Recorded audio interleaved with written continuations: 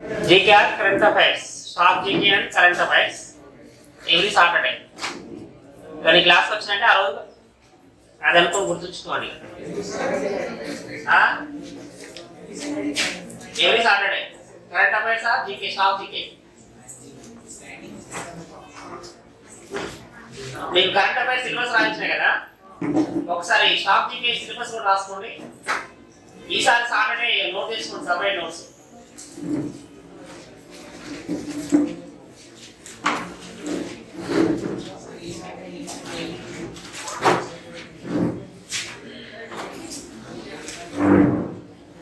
Stock GK topics రాసుకోండి. ఒక 18 or 20 topics ఉన్నాయి. టాపిక్ నెంబర్ 1 ఇవరైతే రాసుకోండి. నెక్స్ట్ వచ్చినప్పుడు నెక్స్ట్ ఆల్రెడీ ఉంటాయి కదా, ఆ రోజు సపరేట్ నోట్ చేసుకోండి.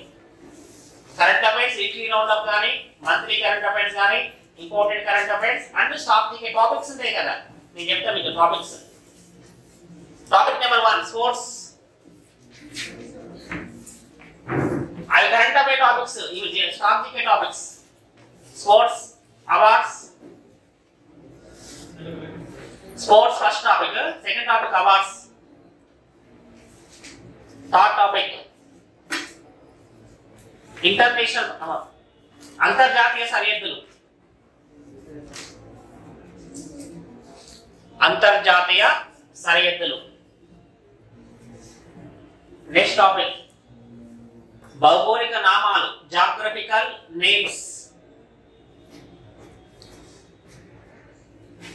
భౌగోళిక నామాలు. నెక్స్ట్ టాపిక్ జాతీయ చిహ్నాలు, నేషనల్ సింబల్స్, జాతీయ చిహ్నాలు.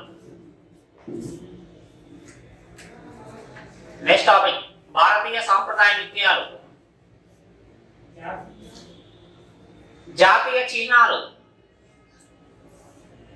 నెక్స్ట్ టాపిక్ భారతీయ సాంప్రదాయ నృత్యాలు, Indian classical dances, Bharatanatyam, Kuchipudi ఉంటాయి కదా, వాటి గురించి. భారతీయ సాంప్రదాయ నృత్యాలు. నెక్స్ట్ టాపిక్ దేశాలు, దేశాలు, రాజధానులు, కరెన్సీలు.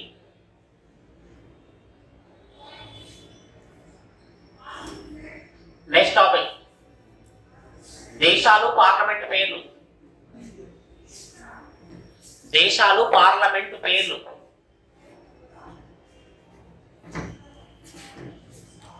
నెక్స్ట్ ప్రపంచంలో పెద్దవి, ప్రపంచంలో పెద్దవి, చిన్నవి, ఎత్తైనవి, పొడవైనవి. ప్రపంచంలో చిన్నవి, పెద్దవి, ఎత్తైనవి, పొడవైనవి. సేమ్ అదే భారతదేశంలో రాయండి. భారతదేశంలో పెద్దవి, చిన్నవి, ఎత్తైనవి, పొడవైనవి.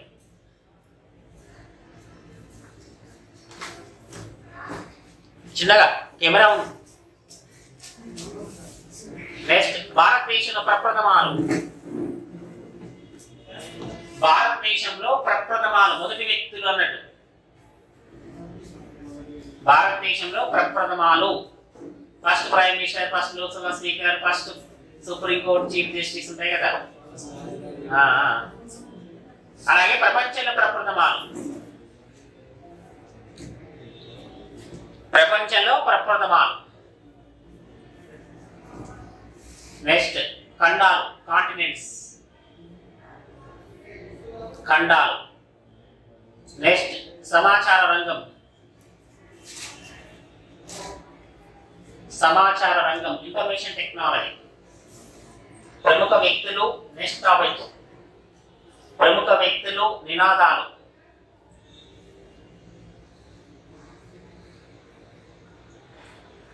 నెక్స్ట్ టాపిక్ ప్రముఖ వ్యక్తులు, బిరుదులు. ప్రముఖ వ్యక్తులు, బిరుదులు. నెక్స్ట్ టాపిక్ ఐక్యరాజ్య సమితి, ఐక్యరాజ్య సమితి, యుఎన్ఓ. మరియు అంతర్జాతీయ సంస్థలు, ఐక్యరాజ్య సమితి మరియు అంతర్జాతీయ సంస్థలు.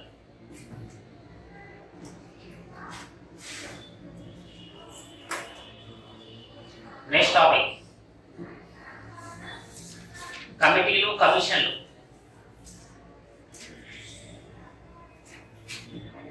కమిటీలు కమిషన్లు. నెక్స్ట్ టాపిక్ రక్షణ వ్యవస్థ. రక్షణ వ్యవస్థ అంటే సైన్స్ అండ్ టెక్నాలజీ. STL బ్రాకెట్లో సైన్స్ అండ్ టెక్నాలజీ. రక్షణ వ్యవస్థ. అసలు జనాభా.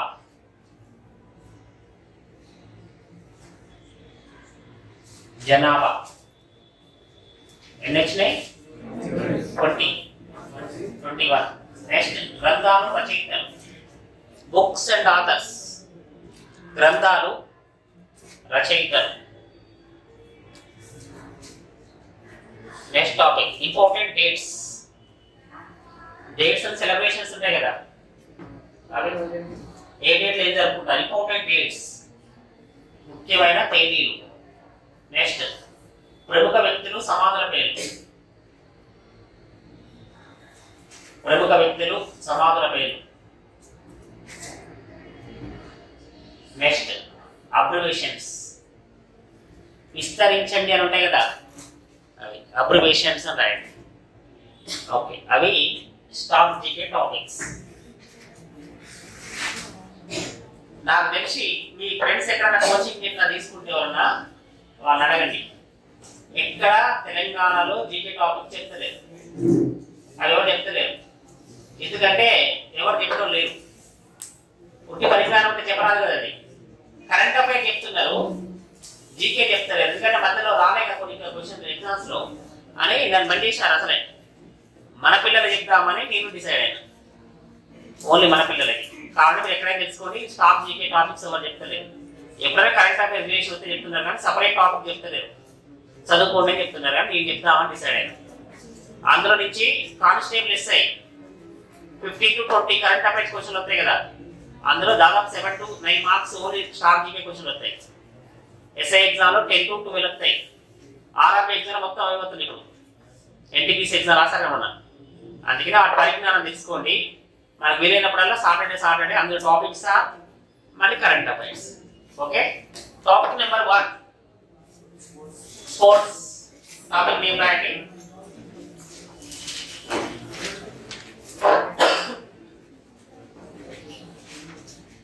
టాపిక్ నెంబర్ స్పోర్ట్స్ అని రాయండి. ఓకే, రన్నింగ్ నోట్స్ రాసుకోండి ఇవాళ. మళ్ళీ రాసినండి, మరి చాలా పెద్ద టాపిక్ అది.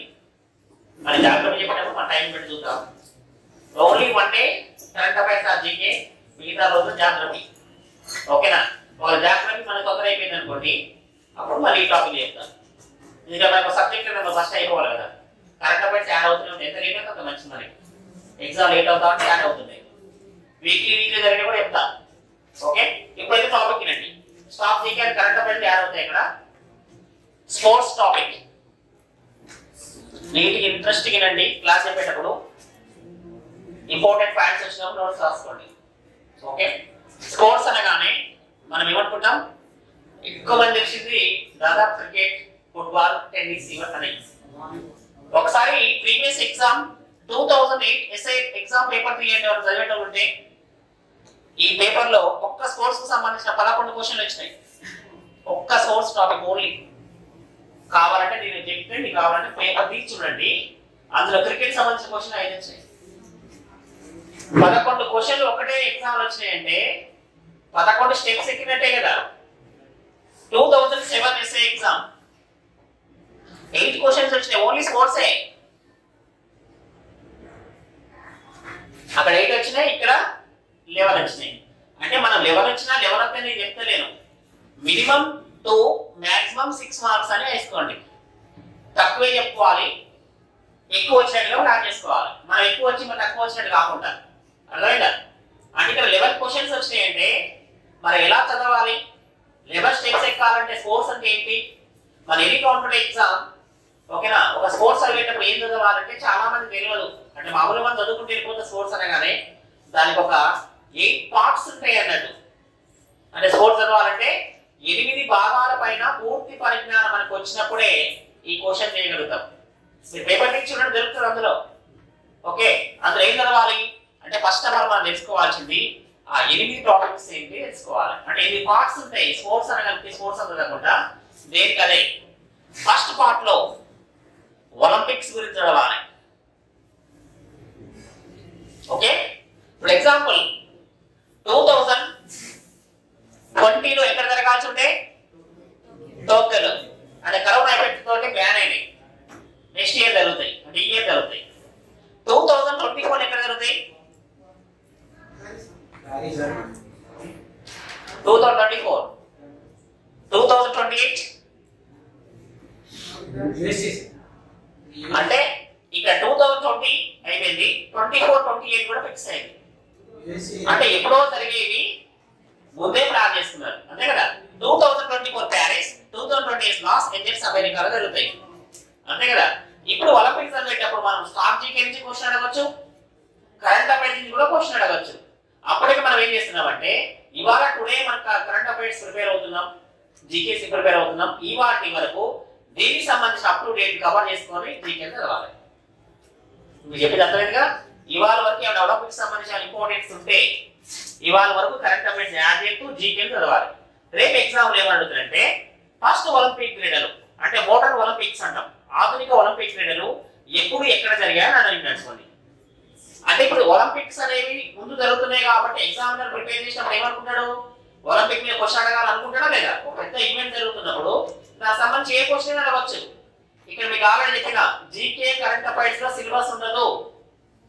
మనం ఇచ్చిన సిలబస్ మనం ప్రిపేర్ చేస్తున్న సిలబస్, అది అఫీషియల్ గా సిలబస్ ఇవ్వరు. మనం ఏమిస్తున్నాడో ఒక 30-40 పేపర్లు చూసి ఆ సిలబస్ తయారు చేసాను. నేను ఉట్టినే తయారు చేయలేదు, ఉట్టినే చెప్తానే. నేను ఒక పేపర్లో వస్తున్నటువంటి జీకే కరెంట్ అఫైర్ క్వశ్చన్ అక్కడి నుంచే వస్తున్నాయి 95% అని ఆ యొక్క టాపిక్స్ ఇచ్చిన. మరి ఈ టాపిక్స్ లో ఏదైనా అడగచ్చు కదా. కాబట్టి ఏం అడుగుతాడు, ఫస్ట్ ఒలింపిక్ క్రీడలు ఎప్పుడు జరిగాయి అని అడగచ్చు. అంటే ఇప్పుడు ఒలింపిక్ క్రీడలు ఫస్ట్ ఎప్పుడు జరిగాయి అంటే మనం ఏం తెలుస్తుంది అంటే మొత్తం ఒలింపిక్ క్రీడల యొక్క చరిత్ర చదవాలి, అంతే కదా. అంటే దీనికి సంబంధించినటువంటి హిస్టరీని ఒక్కసారి చదువుకొని ఓకేనా ప్రిపేర్ అవుతే దీనికి సంబంధించిన ఏ క్వశ్చన్ అడిగినా ఆన్సర్ చేయొచ్చు. ఇప్పుడు జరిగేది రేపు ఎక్కడ జరుగుతుందో అడిగినా, ఆల్రెడీ ఫస్ట్ ఎక్కడ జరిగిందన్నా, దాంట్లో ఉన్న ఫ్లాగ్ గురించి అడిగినా, రింగ్స్ యొక్క కలర్స్ ఏ కాంటెంట్ చూస్తున్నాయన్నా, ఇండియా ఎప్పుడు జాయిన్ అయిందన్నా మొత్తం డీటెయిల్ గా చదవాల్సి ఉంటుంది అన్నట్టు. దీనికి హిస్టరీ మనం తెలవాలి అంతే. ఎవ్రీ 4 years ఒకసారి లీగ్ జరుగుతాయి ఒలింపిక్స్. దీన్ని ప్రపంచ క్రీడలు అంటారు. మోడర్న్ ఒలింపిక్ క్రీడలు ఎవరి ఐడియా ఎవరికైనా తెలుసా? Raise your hand, only one.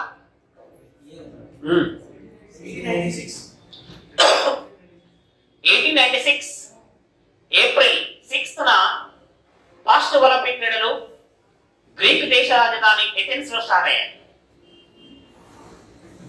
అందుకని మీకు ఏం చెప్పినా ఏదైనా ఇంపార్టెంట్ ఇయర్ వచ్చినప్పుడు మర్చిపోలేని ఒక ఇంపార్టెన్స్ అనుకోండి. జీకే షార్ట్ జీకేలో ఇంపార్టెంట్ క్వశ్చన్.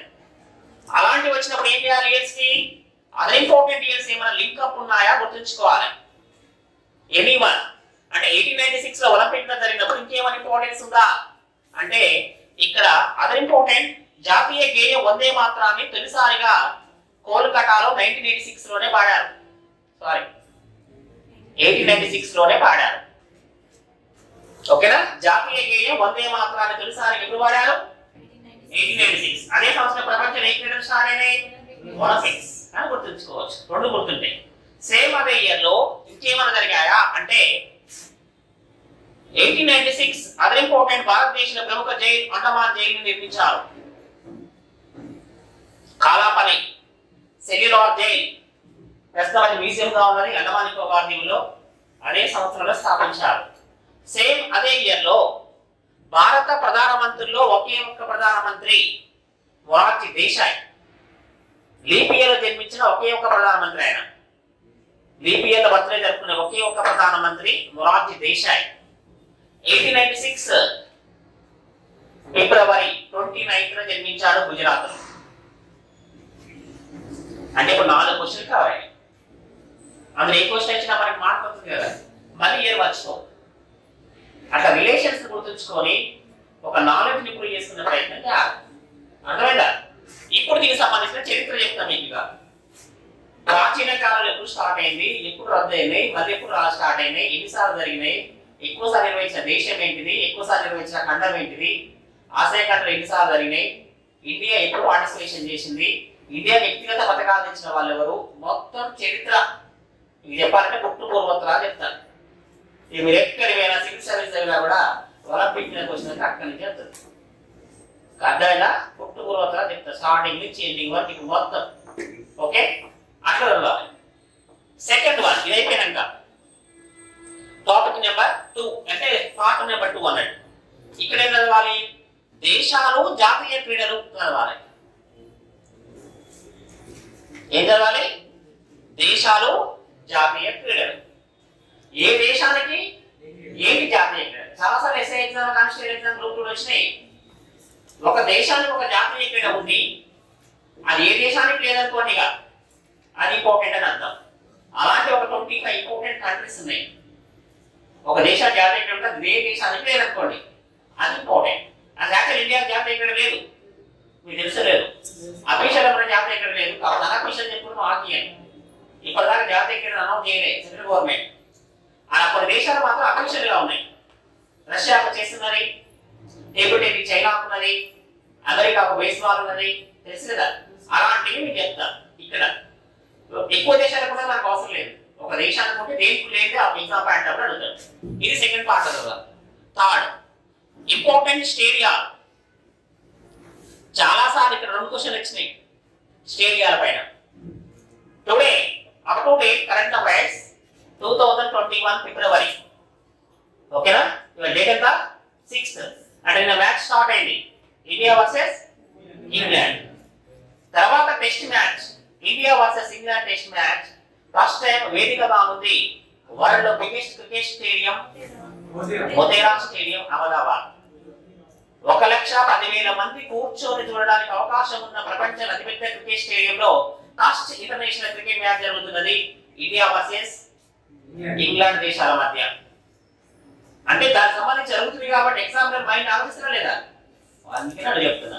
మనం చదువుతున్నప్పుడు అప్ టు డేట్ స్టేడియాల పేర్లు, ఎక్కడ ఏ స్టేడియం ఉన్నది, దానికి ఇంపార్టెన్స్ ఉందా. జస్ట్ ఎగ్జాంపుల్, ఇప్పుడు మనకి one day international cricket highest individual scorer ఎవరు, రోహిత్ శర్మ. ఎంత 264 వర్సెస్ శ్రీలంక.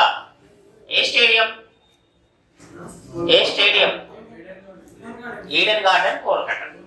అంతే కదా. అంటే ఇక్కడ మనకి ఒక ఇంపార్టెంట్ ఏ స్టేడియంలో జరిగిందని అడగవచ్చు. Previous question constable exam. Sachin Tendulkar తన 100వ క్రికెట్ స్టేడియం 100వ ఇంటర్నేషనల్ సెంచరీని ఏ స్టేడియంలో సాధించారని అడిగింది ప్రీవియస్ కానిస్టేబుల్. స్టేడియం పేరు కాబట్టి పేపర్ ఇచ్చి దొరుకుతుంది. సచిన్ టెండూల్కర్ ఇంటర్నేషనల్ క్రికెట్ లో తన 100వ సెంచరీని ఏ స్టేడియంలో సాధించారంటే Mirpur stadium, Bangladesh. Mirpur versus Bangladesh Asian games లో భాగంగా సాధించాడు. 24 సంవత్సరాల క్రికెట్ జీవితంలో ప్రపంచంలో ఎవరికి అంతంత ఎత్తులో ఉన్నాడు సచిన్ టెండూల్కర్. అన్ని 24 సంవత్సరాల క్రికెట్ ఆడిన ఇంపార్టెంట్ పర్సన్. కేవలం ఆడడానికి కారణం తన మైండ్ పవరే. మీకు తెలుసో లేదో, ఇవాళ బాగా ఒక వ్యక్తి ఆస్ట్రేలియన్స్ ఏం చేస్తారంటే మనం ఒకరు ఓడిపోతున్న మధ్యలోగానే స్ట్రెచ్చింగ్ చేస్తుంటారు, తిడుతుంటారు. తిట్టగానే ఎదుటి వారు వేయకపోయినప్పుడు అవుట్ అవుతారు, అవుట్ కావాలని తిడతారు వాళ్ళు. కానీ సచిన్ టెండూల్కర్ అలాంటి పట్టించుకోరు. ఇంకా ఆయన చెప్పిన మాట గుర్తుపెట్టుకోండి, ఆయన మైండ్ పవర్ ఎలా ఉంటుందంటే ఆయన చెప్పిండు, ఇప్పటిదాకా నేను క్రికెట్ ఆడుతున్నా 8 సంవత్సరాల నుంచి ఇంతవరకు ఎదుటిగా బౌలింగ్ చేసే వ్యక్తి ఫేస్ని చూడలేదు అన్నాడు ఆయన.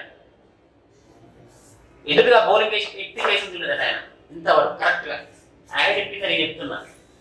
ఆయన బౌలింగ్ చేసినప్పుడు అక్కడా మెగ్రాక బ్రెట్గా చూడలే అని ఆయన చెప్తూ, నేను ఎప్పుడు నా మైండ్ ఆలోచన చేస్తానంటే ఆ బాలు పిచ్చి పైన పడి బ్యాట్ మీదకి వచ్చే టైంలో ఆలోచిస్తాను ఇవ్వటాను అని వాడట.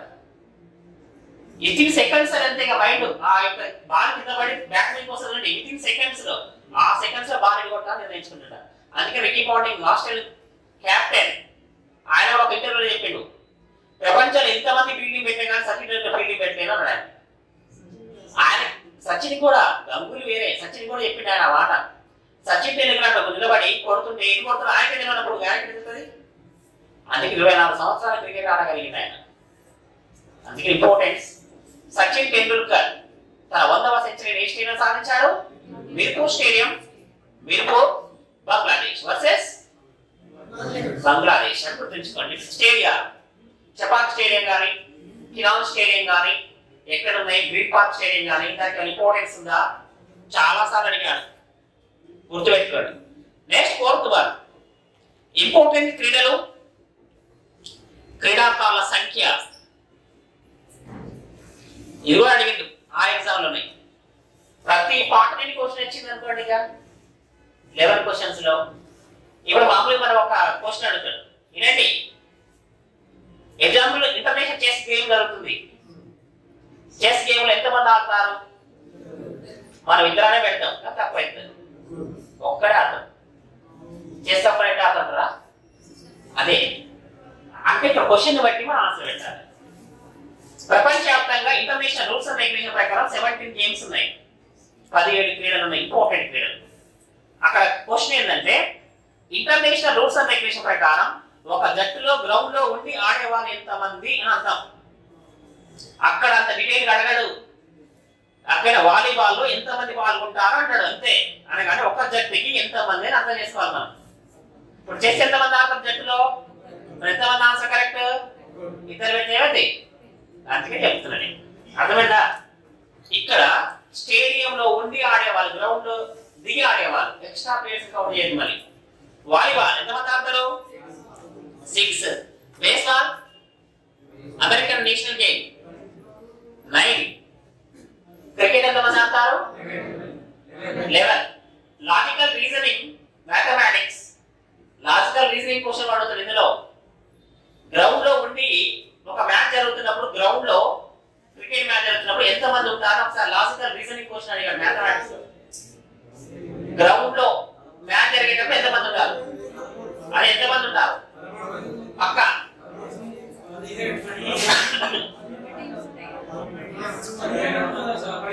కాదు, ఆగండి ఆగండి, ఇంతసేపు ఆలోచిస్తారా?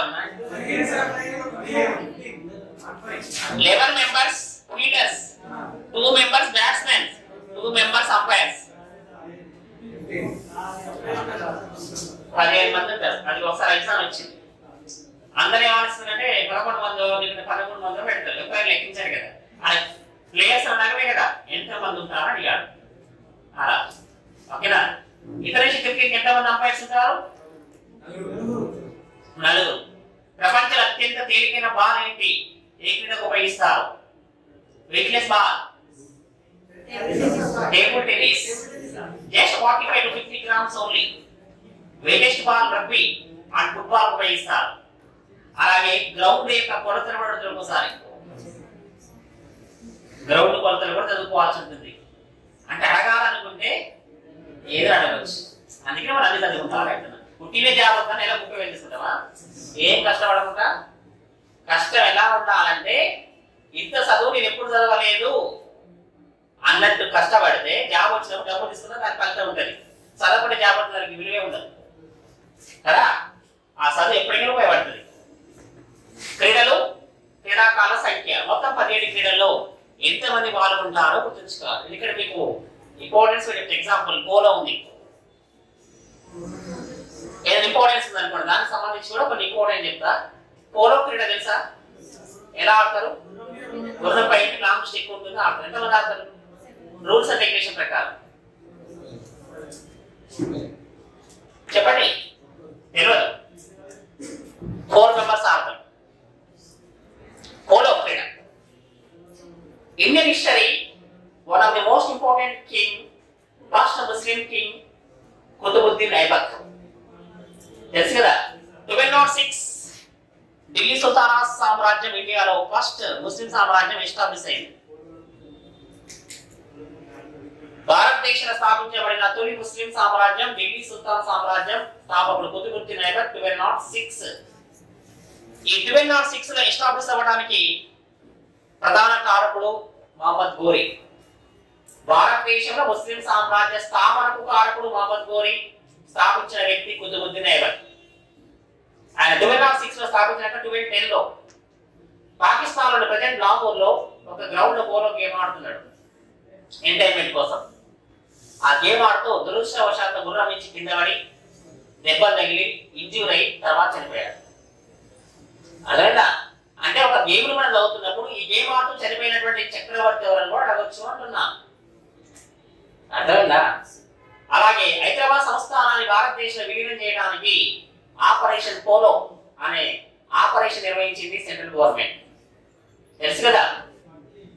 1948 సెప్టెంబర్ 13 నుంచి 17 వరకు ఆపరేషన్ పోలో. ఎందుకంటే అప్పట్లో నిజాం సంస్థానంలో అత్యంత క్రేజీ గేమ్ పోలో, అందుకని ఆ పేరు పెట్టారు. హైదరాబాద్ లో పాపులర్ గేమ్ కాబట్టి పెట్టారు. ఆ తర్వాత దాని క్రీడ యొక్క ప్రాధాన్యత తగ్గుతూ వచ్చేసి ఇండియాలో. రీసెంట్ గా ఒక తెలుగు సినిమా యాక్టర్ రామ్ చరణ్ తేజ్ తెలుసా, బ్రాండ్ అంబాసిడర్ గా ఉన్న పోలో గేమ్ కి. ఇవాళ తెలంగాణలో ఆంధ్రప్రదేశ్ పోలో గేమ్ ఉందంటే మనకు కనపడ ఆయనే కనపడకుండా కనుమరుగైపోయిందని క్రీడ. అలాంటి వాటిని గుర్తుంచుకోవాలి. ఓకేనా? ఇలా ప్రతి క్రీడకి సంబంధించి చదువుకుంటూ అది ఇంపార్టెంట్ కూడా కవర్ చేయాలి. ఇంపార్టెన్స్ వస్తే అర్థమైందా? Next part 5th. ఇక్కడ ఇది ఇంపార్టెంట్ పార్ట్ స్పోర్ట్స్ లో. ఇక్కడ వచ్చే మార్కులు సగం మార్కులు ఇక్కడ వస్తాయి. అదేంటంటే world cup cricket, world cup football, world cup hockey, Asian games and Commonwealth games. ఈ 5 క్రీడలు ఇక్కడ చదవాల్సి ఉంటుంది. ఏం క్రీడలు అవి? World cup cricket, world cup football, world cup hockey, Asian games, Commonwealth games. అవన్నీ స్టార్టింగ్ నుంచి ఎప్పుడు స్టార్ట్ అయినాయి, ఇండియాలో ఎప్పుడు జరిగాయా, ఎగ్జామ్ ముందు ఎక్కడ జరిగినాయి, ఎగ్జామ్ తర్వాత ఎక్కడ జరుగుతాయి గుర్తుంచుకోవాలి. ఈ 5 గేమ్స్ కనుక కరెక్ట్ చదువుకోగలిగితే స్పోర్ట్స్ లో వచ్చే క్వశ్చన్ సగం క్వశ్చన్ అక్కడ అవుతాయి. Example world cup cricket first ఎప్పుడు స్టార్ట్ అయింది? బీసీసీఐ ఉంది కదా, భారత క్రికెట్ కంట్రోల్ బోర్డు. ఎప్పుడు స్థాపించారు? ఎప్పుడు స్థాపించారు? ఒకసారి వినండి, ఇది ఎగ్జామ్ క్వశ్చన్. దాదాపు ఆన్సర్ తెలియకపోతే అందరూ ఏమనుకుంటారంటే ఆఫ్టర్ ఫ్రీడమ్ బీసీసీఐ స్థాపన జరిగింది అనుకుంటారు. కానీ బిఫోర్ ఫ్రీడమ్ 1928 లోనే బీసీసీఐ స్థాపన జరిగింది. ప్రధాన కార్యాలయం Mumbai. ICC international cricket council establish 1909 లో ఎస్టాబ్లిష్ అయింది లండన్ లో. ఇవాళ ప్రజెంట్ దుబాయ్ కి హెడ్ క్వార్టర్ చేంజ్ అయింది. అలాగే world cup football, world cup cricket అని చదవాలి. ఒక్కసారి ఒక్క నిమిషం అండి. 2006 year world cup football final match organised country Germany. ఓకేనా? ఇక్కడ ఇటలీ, ఫ్రాన్స్ దేశాలు ఫైనల్ మ్యాచ్ జరిగింది 2006 లో. ఒక మినిట్ ఆ 2 minutes లిజన్ కేర్ఫుల్, ఇంపార్టెంట్. ఎప్పటికైనా గుర్తుంచుకోండి, అది చాలా ఇంపార్టెంట్. ఎందుకంటే మనం అన్వయించుకోవడానికి, ఏం చెప్పినా మనకే ఉపయోగించుకోవడానికి. ప్రపంచంలో అత్యంత పాపులర్ గేమ్ అని ఫుట్బాల్ అంటారు. ఇవాళ ప్రపంచవ్యాప్తంగా ఒక 45 నుంచి 50 దేశాలకు జాతీయ క్రీడగా ఉంది ఫుట్బాల్. ఇక్కడ ఒక క్వశ్చన్ అడిగితే ఆన్సర్ చెప్పండి, ఆలోచించి ఒక 5 seconds టైం తీసుకొని. ఓకేనా? మామూలుగా క్రికెట్ కి మదర్ కంట్రీ అని ఇంగ్లాండ్ అంటాం, చెస్ కి మదర్ కంట్రీ అని ఇండియా అని అంటాం, బ్యాడ్మింటన్ మదర్ కంట్రీ అని ఇండోనేషియా అంటాం కదా. మరి ఫుట్బాల్ కి మదర్ కంట్రీ అని దేని అంటాం?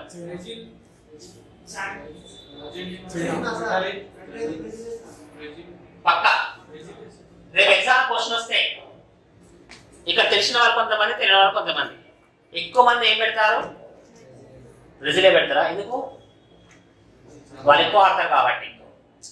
కానీ ఇక్కడ చాలా మంది తెలియని విషయం ఏంటంటే అసలు ఫుట్బాల్ ఆడని దేశం, దాని బర్త్ ప్లేస్ కంట్రీ చైనా. ఇది ఎవరే తెలియదు. ఇక్కడ ఉన్న వాళ్ళు ఎవరే తెలియదు కదా. ఇక్కడ ఉన్న వాళ్ళు ఎవరే తెలియదు అంటే తెలంగాణ ఏ ఇన్స్టిట్యూట్ ఎవరే తెలియదు అని అర్థం. మీకన్నా భేదాలు కాదు కదా వాళ్ళు మాట్లాడరా? అవునా కాదురా?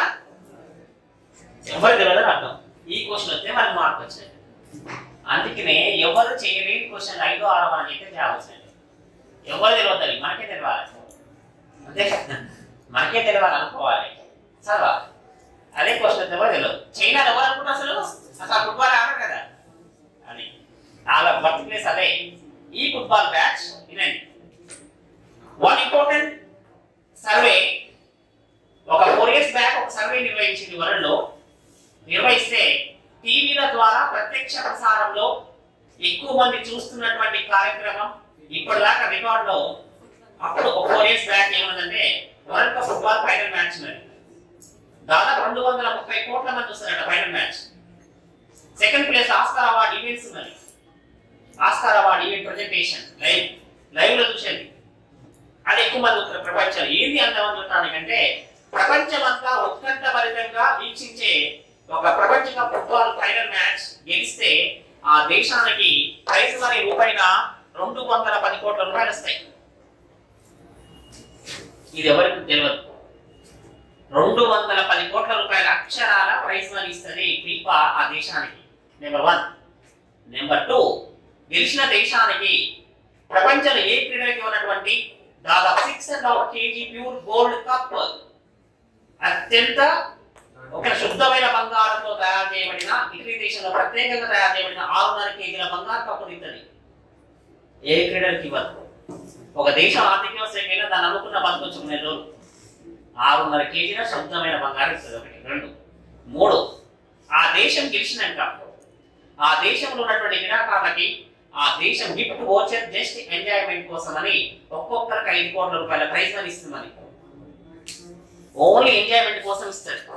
మళ్ళీ ఇల్లు కాకుండా ఇవన్నీ కాకుండా ఓన్లీ ఎంజాయ్మెంట్ చేసుకొని 5 కోట్లు ఇస్తారు ఒక్కొక్కరికి. ఇంత ఉంటున్నాయి కదా, అవన్నీ వాళ్ళు కనపడుతుంటాయి అక్కడ. అందుకనే ఫైనల్ మ్యాచ్ లో చిరుతపులు లెక్క పరిగెడుతుంటారు వాళ్ళు. కింద పడి కాలు ఇరుగుతుంది, బ్లడ్ వస్తుంటది. అయినా బ్యాండేజ్ చేసుకొని పెయిన్ కిల్లర్ వేసుకుని ఆడతారు వాళ్ళు. తర్వాత బోధన హాస్పిటల్ కానీ చెయ్యి ఇరిగిన ఆడతారు, కాలు ఇరిగిన ఆడుతుంటారు, ఒప్పుతూనే ఉంటారు, పరిగెత్తుంటారు. అలా ఆ మ్యాచ్ చూస్తే అప్పుడు మీకు అర్థమవుతుంది ఎలా చదవాలి అని. ఇట్లా కాదు చదువు అంటే. ఒక చదువు చదివితే మన చెట్టు కింద కూర్చొని చెట్టుకే చదువు రావాలి, ఇంకోటి ఆడ కూర్చొని ఆ చదువు నాకు ఎక్కాలి. అట్లా ఉండాలి బుక్ ముందర ఎప్పటికీ. అట్లా చదివితే చాలు. ఒక్కసారి ఆ మ్యాచ్ నుండి మీకు తెలుస్తుంది ఎట్లా అవుతుందో కనపడుతుంది కదా. అక్కడ 2006 ఫైనల్ మ్యాచ్ ఒకసారి ఏం జరిగింది చెప్తే ఒక్కటే విషయం అండి. ఇక్కడ ఫైనల్ మ్యాచ్ జరుగుతున్నది Italy France countries. Okay, Italy దేశం చాలా దేశాల మీద ఓడిపోయి గెలుస్తూ స్ట్రగుల్ పడుతూ ఫైనల్కి వచ్చింది. ఫ్రాన్స్ దేశం హాట్ ఫేవరెట్ గా అన్ని దేశాల మీద గెలుస్తూ ఫైనల్కి వచ్చింది. ఓకే, ఇక రేపు ఫైనల్ మ్యాచ్. ఇవాళ ఇటలీ వాళ్ళు అనుకుంటున్నారు ఇప్పటికే మనం ఓడిపోయినాం, గెలిచినాం, ఫైనల్కి వచ్చినాం. మన కనుక డైరెక్ట్ ఆడితే ఖచ్చితంగా ఫ్రాన్స్ గెలవలేము. కానీ మనకి ఇవన్నీ కావాలి, గెలవాలంటే ఏం చేయాలి అని రౌండ్ టేబుల్ సమావేశం పెట్టుకొని కోచ్లు, సబ్ కోచ్లు, డాక్టర్, ఫిజియోథెరపీ అందరూ చూస్తున్నారు, ట్రైనర్లు అందరూ చూస్తున్నారు.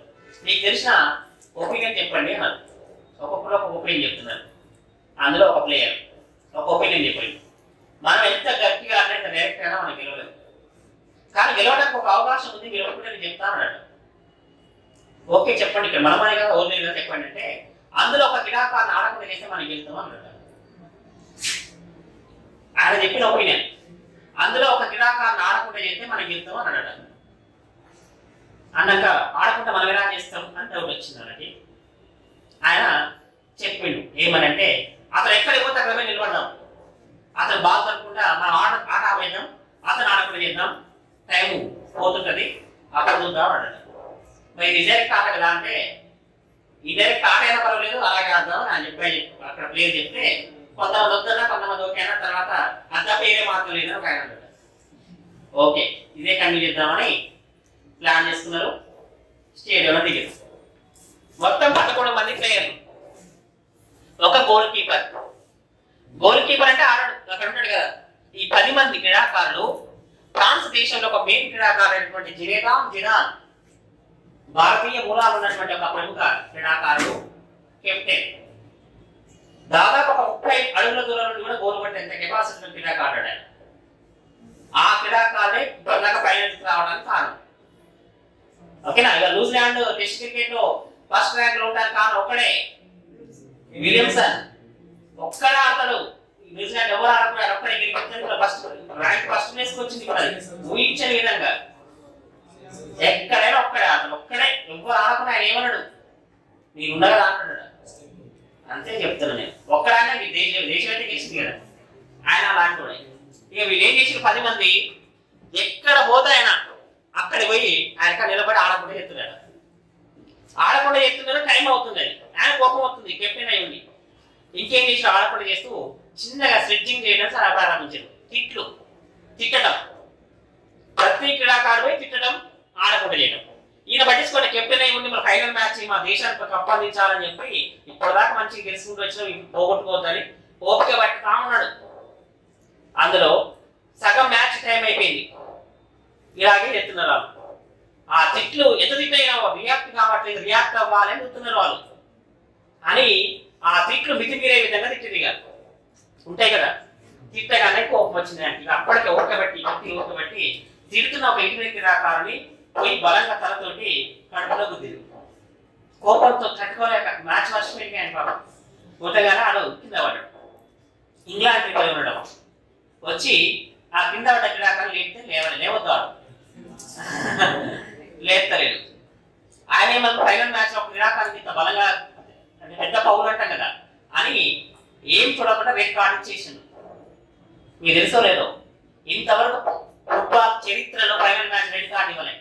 ఫస్ట్ టైం రెడ్ కార్డు ఇస్తే ఆ క్రీడాకారుడు ఏం మాట్లాడకుండా బయటకు వెళ్ళాలి, ఇంకో క్రీడాకారుడు రావద్దు, 10 మందితో ఆడాలి. రెడ్ కార్డు ఇవ్వద్దు, యాక్చువల్లీ వార్నింగ్ ఇస్తారు, ఎల్లో కార్డు ఇస్తారు ఫస్ట్, కానీ ఆయన రెడ్ కార్డు ఇచ్చింది. పెద్ద పౌరుగా భావించింది అన్నట్టుగా రెడ్ కార్డు ఇవ్వగానే స్టేడియం మొత్తం నిలబడదట. ఇక ఆయన వెళ్ళిపోవాల్సిందే కదా, ఏడ్చుకుంటూ ఆయన బయట వెళ్తే 10 మంది నిలబడి ఎడుతున్నారట. అంటే అంత ఘోరమైనటువంటి సంఘటన జరిగింది. ఓకేనా? ఎలా తప్పదు, బయటికి వెళ్తున్నాడు, స్టేడియం అంతా నిలబడ్డది. అప్పుడు అర్థమైపోయింది, 10 మంది గెలవబోతే మేము గెలవాలి. అలా 10 మంది ఆడాల్సి వచ్చింది. ఆ 10 మందితో ఆడి బాధతో ఆడి గెలవలేక మ్యాచ్ పోగొట్టుకున్నారు వాళ్ళు. ఇటలీ గెలిచింది. ఇక్కడ తప్పు చేసింది ఇటలీ వాడే, కావాలని రెచ్చగొట్టింది వాళ్ళే. ఓకేనా? పౌల్ చేసింది వాళ్ళే. కానీ ఇక్కడ జరిగిన విషయం ఏంటంటే శిక్ష ఫ్రాన్స్ వాళ్ళ పడ్డది. అందుకని నేను చెప్పేది, అక్కడ గొప్పడే గుర్తుంచుకోవాల్సింది, ఇక్కడ నీ గెలవటానికి ఏదైనా చేస్తాను అన్నది ఆడి వాళ్ళు. అంతేగా పక్కన బలైపోతే నాకేంది బాగుంటే చాలు అనుకున్నట్టుగా అది కాదు. గెలిచింది అయిపోయింది, ఫైనల్ మ్యాచ్ అయిపోయింది. కానీ ప్రపంచం అంతా అనుకునే నైతికంగా గెలిచింది ఫ్రాన్సే. దొంగాట ఆడారు ఇటలీ వాళ్ళని ప్రపంచం అంతా పేపర్లను నింపినాయి. కానీ కప్పు మాత్రం ఫ్రాన్స్ వచ్చింది. వాడు హాస్పిటల్లో జాయిన్ అయ్యింది, ఏం కాలేవాని, కానీ జాయిన్ అవ్వాలి కదా. జాయిన్ అయినాక కొంచెం రికవర్ అయినాక వాడు ఇటలీ చెప్తే వాడు చెప్పింది ఏంటంటే, నేనే వాళ్ళ ఫ్యామిలీ గురించి తిడితే ఆయన నన్ను ఆవేశం కొట్టిండు, క్షమించండి అన్నాడు. నువ్వు అంత ఆట అయిపోయినా క్షమించమంటే ఏం కావు. ఇలా జరిగింది.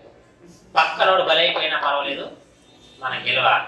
అంటే ఇక్కడ జరిగిన విషయం చూస్తే గుర్తుంచుకోవాలి ఏంటంటే, ఎప్పుడైనా ఒకటే మన పని మనం చేసుకొని పోయినా పక్కనోడు మనం జడగొట్టే వాళ్ళు ఉంటారు.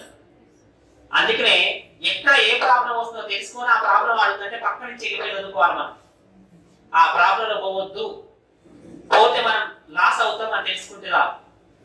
అదేవిధంగా ఎక్కడైతే సేఫ్ జోన్ ఉందో అక్కడ కోసం చదువుకోవాలి. ఓకే, ఇదంతే. అర్థమైతే మీకైతే మీది 5th పార్ట్ చదవాలి. రాసుకుంటే ఒకసారి 8 పార్ట్స్.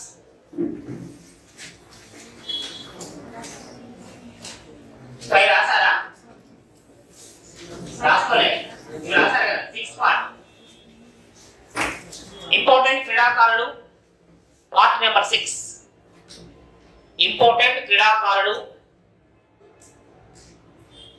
వారి క్రీడ, వారి దేశం మరియు వారి ఆత్మకథలు ఉంటే రాయండి.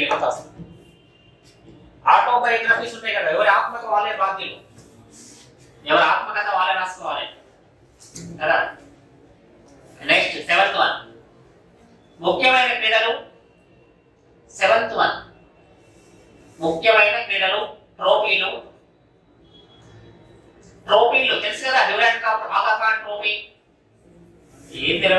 అదంతా. ఇంపార్టెంట్ క్రీడలు, ట్రోఫీలు, వాడుక పదాలు. వాడుక పదాలు బేస్, బాల్, ర్యాకెట్ ఉంటాయి కదా. ఏ పదానికి ఏ క్రీడకు ఉపయోగిస్తారని అడుగుతారు. రాసారా? 8th one 2020 అక్టోబర్ నుండి 2021 అప్ టు ఎగ్జామ్ వరకు ముఖ్యమైన క్రీడలకు సంబంధించిన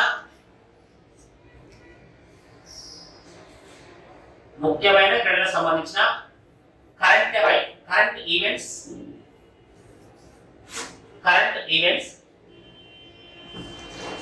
అండ్ స్పోర్ట్స్ అవార్డ్స్.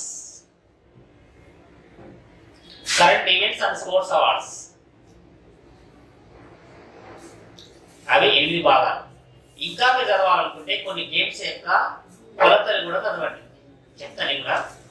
క్రీడలు, కొలతలు, క్రీడా వేదికలు, కొలతలు అన్నట్టు. ఇవి 8 భాగాలు. రాసారా? ఇప్పుడు వినండి. ఆ 8 భాగాలకు సంబంధించిన స్కోర్స్ చదువుకుంటే ఇంటికి మీరు ఎగ్జామ్ రాసి అక్కడి నుంచి రావాల్సిందే. ఎందుకు? అన్ని కవర్ అయినాయి కదా అక్కడ. అంటే ఒక ప్రాసెస్ అనేది తెలవాలి కదా. ఫస్ట్ స్కోర్స్ అనేవి ఏం చదవాలంటే అక్కడ ఏదైనా వచ్చిగా. ఓకేనా? వాడుక పదాలు అడుగుతాడు, ట్రోఫీలు అడుగుతాడు, స్పోర్ట్స్ అవార్డ్స్ అడుగుతాడు, రాజకీయ రత్న, అర్జున అవార్డు, ద్రోణాచార్య ఉన్నాయి కదా, లాయర్స్ అవార్డు, ఇలాంటివి అడుగుతాడు. ఇప్పుడు ఇక్కడ ఏం రాలే? 2018 ఏం చదవాలంటే ఓన్లీ ఇక్కడ ఏ క్రీడలు అయితే రాలేదో, టెన్నిస్, బ్యాడ్మింటన్ రాలే, చెస్ రాలే, అలాంటివి ఓన్లీ కరెంట్ అఫైర్స్ ఇంపార్టెంట్ ఉంటే చదువుకోవాలి. ఓకే, ఫస్ట్ ఇది సిలబస్. దేనికి సంబంధించి? స్పోర్ట్స్ కు సంబంధించి.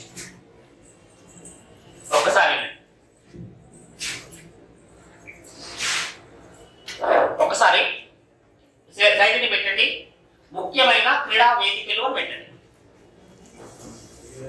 ముఖ్యమైన క్రీడలు, వేదికలు పెట్టండి. మీరు ఎప్పుడు వెళ్ళారు స్పోర్ట్స్? ఎంతమంది ఉన్నారు? 1 2. కొత్త వాళ్ళు తెలియదు కదా. నేను చెప్పినప్పుడు ఎప్పుడు వెళ్ళారా మీరు? లాస్ట్ ఇయర్ చెప్పలేదు. ఒకసారి చెప్పలేదా? ఎప్పుడు చెప్పలే? అవునా? అదే స్పోర్ట్స్ ఎప్పుడు చెప్పలేదు. వినండి బాబు. క్రీడలు, ముఖ్యమైన క్రీడలు, వేదికలు. ఇప్పుడు ఒక బాక్స్ ఇస్తాం మీకు.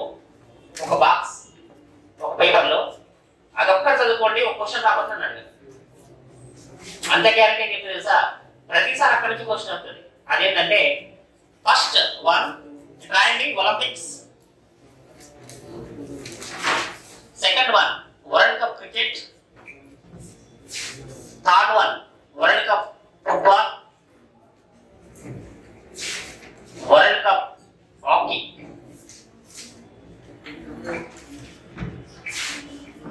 Asian games, Commonwealth games.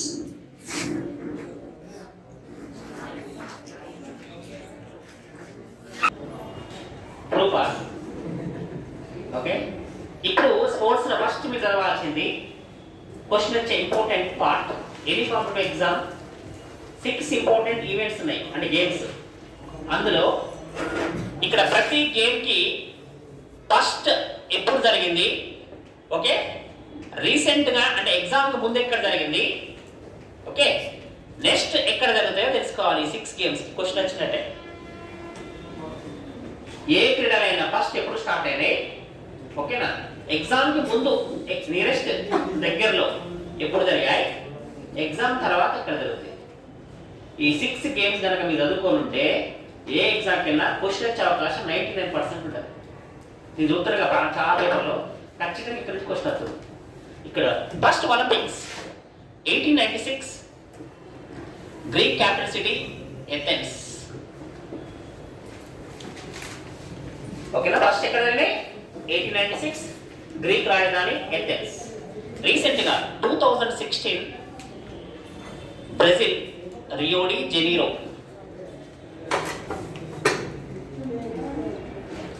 Brazil లో జరిగినాయి. Next 2021 Tokyo, 2024 Paris, 2028 Los angels.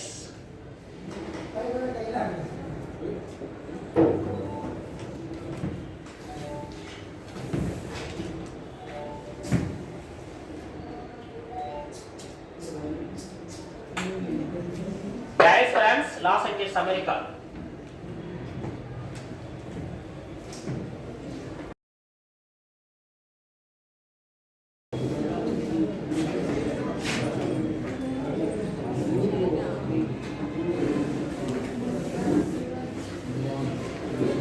ఇంకోటి ఆంగ్జౌ, రెండు సిటీలు ఉన్నాయి. ఆంగ్జౌ, గ్వాంగ్జూ, ఆంగ్జౌ రెండు సిటీలు జరుగుతాయి.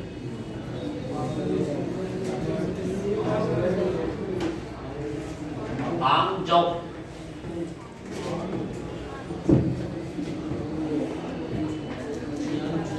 ఓకే, ఇది ఫస్ట్ మీరు గుర్తుంచుకోవాల్సింది స్పోర్ట్స్ అయ్యేటప్పుడు.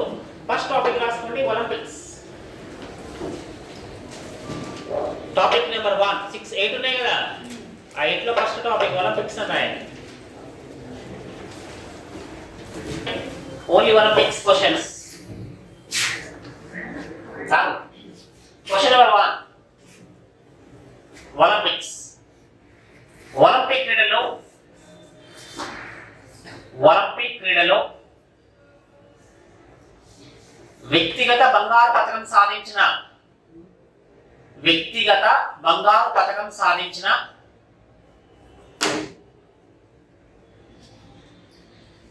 ఒకే ఒక భారతీయ క్రీడాకారుడు,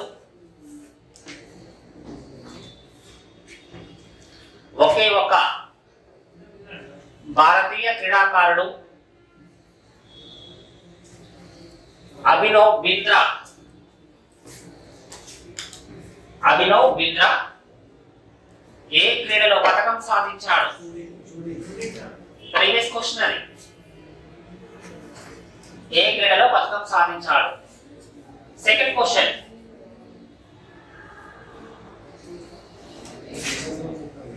ఆన్సర్ చెప్పాలా? క్లాస్ చెప్పిన కొత్తలే. సెకండ్ క్వశ్చన్, ఒలింపిక్ పతాకంలో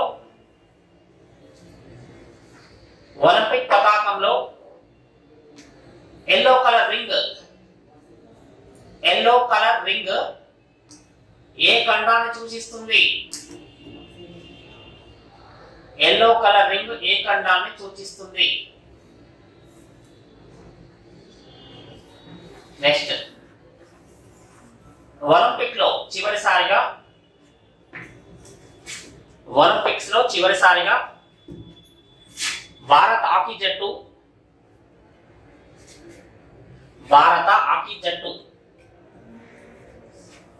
ఎప్పుడు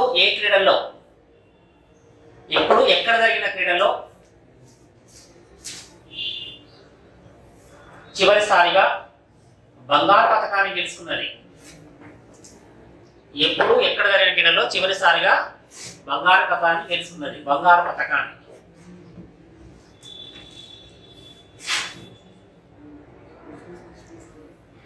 నెక్స్ట్, స్వాతంత్రం వచ్చిన తర్వాత ఒలింపిక్ క్రీడల్లో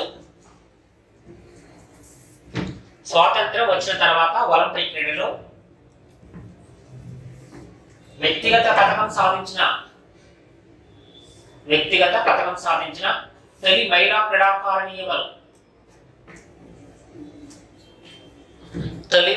క్రీడాకారిణి ఎవరు? వ్యక్తిగత పతకం సాధించిన తొలి భారతీయ మహిళా క్రీడాకారిణి ఎవరు?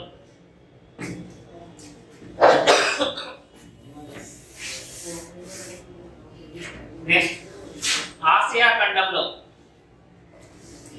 తొలి ఒలింపిక్ క్రీడలు ఎప్పుడు ఎక్కడ జరిగాయి?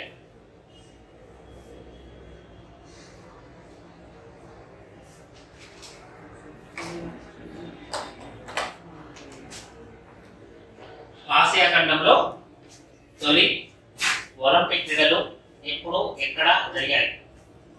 అవన్నీ ఎగ్జామ్ వచ్చిన ఒలింపిక్ క్వశ్చన్స్. ఓకేనా? ఇప్పుడు క్లాస్ వినండి. దానికి సంబంధించినటువంటి టోటల్ డీటెయిల్స్ ఒకసారి రాసి పెట్టుకోండి. ఎక్కడ వరపించి వచ్చినా చదువుకోండి చాలు. ఏ తర్వాత అవసరం లేక చెప్తుంటా రాసుకుంటారు కదా నీట్గా, మధ్యలో స్లోగా చెప్తుంటా రాసుకోండి. ఒలింపిక్స్ హిస్టరీ ఇనండి. మోటార్ ఒలింపిక్స్ 1896 ఏప్రిల్ 6న గ్రీకు రాజధాని ఎథెన్స్ లో ప్రారంభమయ్యాయి. ప్రపంచంలోనే ఒక ప్రముఖ క్రీడలు ఒలింపిక్స్, వాటిని ప్రపంచ క్రీడలు అంటారు. ఓకేనా? ఈ క్రీడల్లో పార్టిసిపేషన్ చేయడమే భాగ్యంగా భావించే దేశాలు ప్రపంచంలో ఎన్నో. ఎంత శత్రు దేశాలైనా, కనీసం ఓకేనా ఫ్లైట్ ఎక్కడానికి ఛార్జెస్ లేనటువంటి దేశాలైనా విరాళాలు అడుక్కొని మరి మా యొక్క దేశం పార్టిసిపేషన్ అక్కడ ఉండాలి ఖచ్చితంగానే ఆ క్రీడలకు వెళ్తుంటారు. అందుకని ప్రపంచంలో ఎక్కువ దేశాలు పాల్గొనే క్రీడలని ఒలింపిక్స్ ని అంటారు.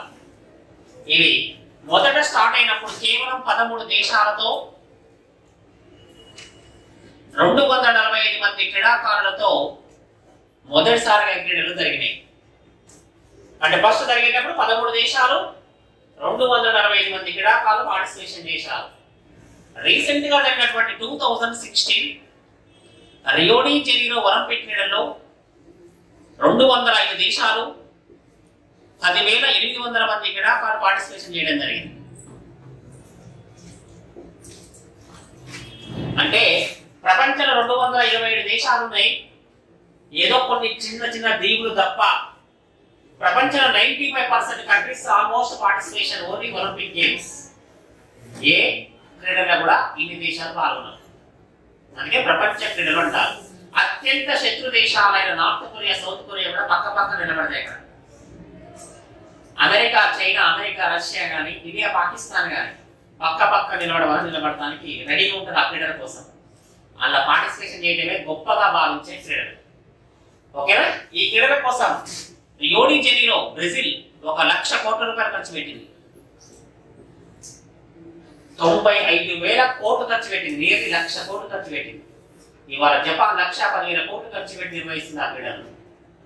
1,00,000 కోట్లు అంటే మీరు ఆలోచించవచ్చు ఆ క్రీడల యొక్క ప్రత్యేకత ఏంటి అని. ఓకేనా? ఈ క్రీడలు ఎక్కడ స్టార్ట్ అయినాయి, ఆ పేరు ఎలా వచ్చింది, ఇంత ప్రాముఖ్యత రావడానికి గల కారణం ఏంటి అని తెలుసుకుంటే, ప్రపంచంలోనే అత్యంత ప్రాచీనమైనటువంటి నాగరికత కలిగిన దేశాల్లో ఒకటి గ్రీక్ దేశం. ఓకేనా? ప్రపంచ మేధావులు జన్మించిన దేశం, ప్రపంచ ముఖ్యమైనటువంటి శాస్త్రాల ఆవిర్భావం జరిగిన దేశం, ఎన్నో శాస్త్ర సాంకేతిక రంగాల్లో అభివృద్ధి చెందినటువంటి అత్యంత మేధావులు ఓకేనా ఆవిష్కరణ దేశం గ్రీక్. అలాగే ప్రపంచ విజేతను అందించిన దేశం అలెగ్జాండర్ లాంటి వారు. ఆ దేశంలో క్రీస్తు పూర్వ కాలంలో ఓకేనా కొంతమంది దేవతలను ఆరాధించేవారు. వాళ్ళు ముఖ్యంగా సింధు నాగరికత కాలంలో ప్రకృతి ఆరాధన చేసేవారు. అమ్మ, తల్లి, పశుపతి వారు పూజించేవారు. అక్కడ కూడా కొంతమంది దేవతలను పూజించేవారు గ్రీక్ లో ప్రాచీన కాలంలో. అక్కడ దేవతలను ఉచిన్, ఆకాశ దేవత, ఒలింపియా అనే కొంతమంది దేవతలను ఆరాధించేవారు. ఇప్పుడు ప్రాచీన కాలంలో ఆ దేవతను ఆరాధిస్తూ ఈ దేవతల యొక్క ప్రదేశం, పవిత్రమైన ప్రదేశం ఓకేనా ఈ గ్రీక్ దేశంలోని ఒలింపియా అనే ఒక పర్వతం వద్ద ఉంది అని భావించేవారు గ్రీక్ ప్రజలు. అంటే గ్రీక్ దేశంలో ఒలింపియా అనే ఒక పర్వతం ఉండేది. మనకు ఆరావళి పర్వతాలు ఉన్నట్టుగా అక్కడ ఒక పర్వతాలు ఉన్నాయి. ఆ పర్వతాలలో ఈ దేవతల యొక్క నివాస ప్రదేశం ఉంది అని మీరు భావించేవారు ప్రాచీన గ్రీకులు. భావిస్తూ ఈ దేవతను ఆనందపరచాలని చెప్పేసి ప్రతి సంవత్సరం అక్కడికి వెళ్ళి ఈ దేవతలను ఆనందపరుస్తూ ఓకేనా ఈ ఒలింపియా పర్వత సమీప గ్రామంలో ఒకటి క్రీడా వేదికలు తయారు చేసుకొని అంటే దేవతను ఆనందపరుస్తూ వీళ్ళు కూడా ఎంజాయ్మెంట్ లో పార్టిసిపేషన్ చేస్తూ కొన్ని క్రీడా వేదికలు నిర్మించుకొని ఆ ఒలింపియా పర్వత సమీపంలో కొన్ని క్రీడలు ఆడేవారు. అలా ఈ ఒలింపియా పర్వత సమీపంలో గేమ్స్ ఆడటం వలన ఒలింపియాను ఒక దేవతను పూజించడం వలన ఈ క్రీడలకు ఒలింపిక్స్ అని పేరు వచ్చింది. ఒలింపిక్స్ అనేది ఒక దేవత లేక మౌంటైన్స్ అని గుర్తుంచుకోండి. ఇలా ఈ పేరే ఒలింపిక్స్ గా ఫిక్స్ అయిందని అర్థం. మరి ఎప్పుడు స్టార్ట్ అయ్యాయంటే క్రీస్తు పూర్వం 776 సంవత్సరంలో స్టార్ట్ అయింది. క్రీస్తు పూర్వం 776 సంవత్సరంలో తొలిసారిగా క్రీడలు ప్రారంభించడం జరిగింది. అర్థమైందా? అప్పటి నుంచి ప్రతి సంవత్సరం జరిగేవి. మన మామూలుగా జాతర జరిగినట్టుగా జరిపేటోళ్ళు అన్నట్టు వాళ్ళుగా అక్కడ ఎంజాయ్మెంట్ కోసం ఆడేటోళ్ళు. అలా కంటిన్యూస్ గా క్రీస్తు శకం 390 సంవత్సరం వరకు 94 వరకు కంటిన్యూస్ గా జరిగింది. క్రీస్తు శకం 394 వరకు అంటే అలెగ్జాండర్ కాలంలో కూడా జరిగినాయి. ఒక క్వశ్చన్ ఆన్సర్ చెప్పండి. మామూలుగా మనకి గోల్డెన్ ఏజ్ అంటుంటాం హిస్టరీలో, స్వర్ణయుగం. భారతదేశంలో ఏ చక్రవర్తి కాలాన్ని స్వర్ణయుగం అంటాం? అబ్బా, ఇండియాలో ఒకే ఒక్కసారి స్వర్ణయుగం వచ్చింది, ఒక్క చక్రవర్తి కాలంలో వచ్చింది. ఆ చక్రవర్తి వాళ్ళు. దీన్ని బట్టి నాకు అర్థమైంది ఏంటంటే ఏం తెలియదని అర్థమైంది కదా. అంటే దాదాపు నాకు సగం మంది చెప్తారనుకున్నాను నేను ఆన్సర్. ఆప్షన్స్ ఇస్తే చెప్తారా? శ్రీకృష్ణదేవరాయలు భారతదేశం అత్యధిక పన్ను వసూలు చేసిన చక్రవర్తి. ఆయన కాలాన్ని స్వర్ణయుగం అన్నారు. ఓకేనా? ఇంకో అన్నారు. ఇంకెవరి పేరు చెప్పారు? శివాజీ గారు. శివాజీ కొంతకాలం పరిపాలించాడు. అది సపరేట్. చక్రవర్తిగా పరిపాలించిన ఆయన.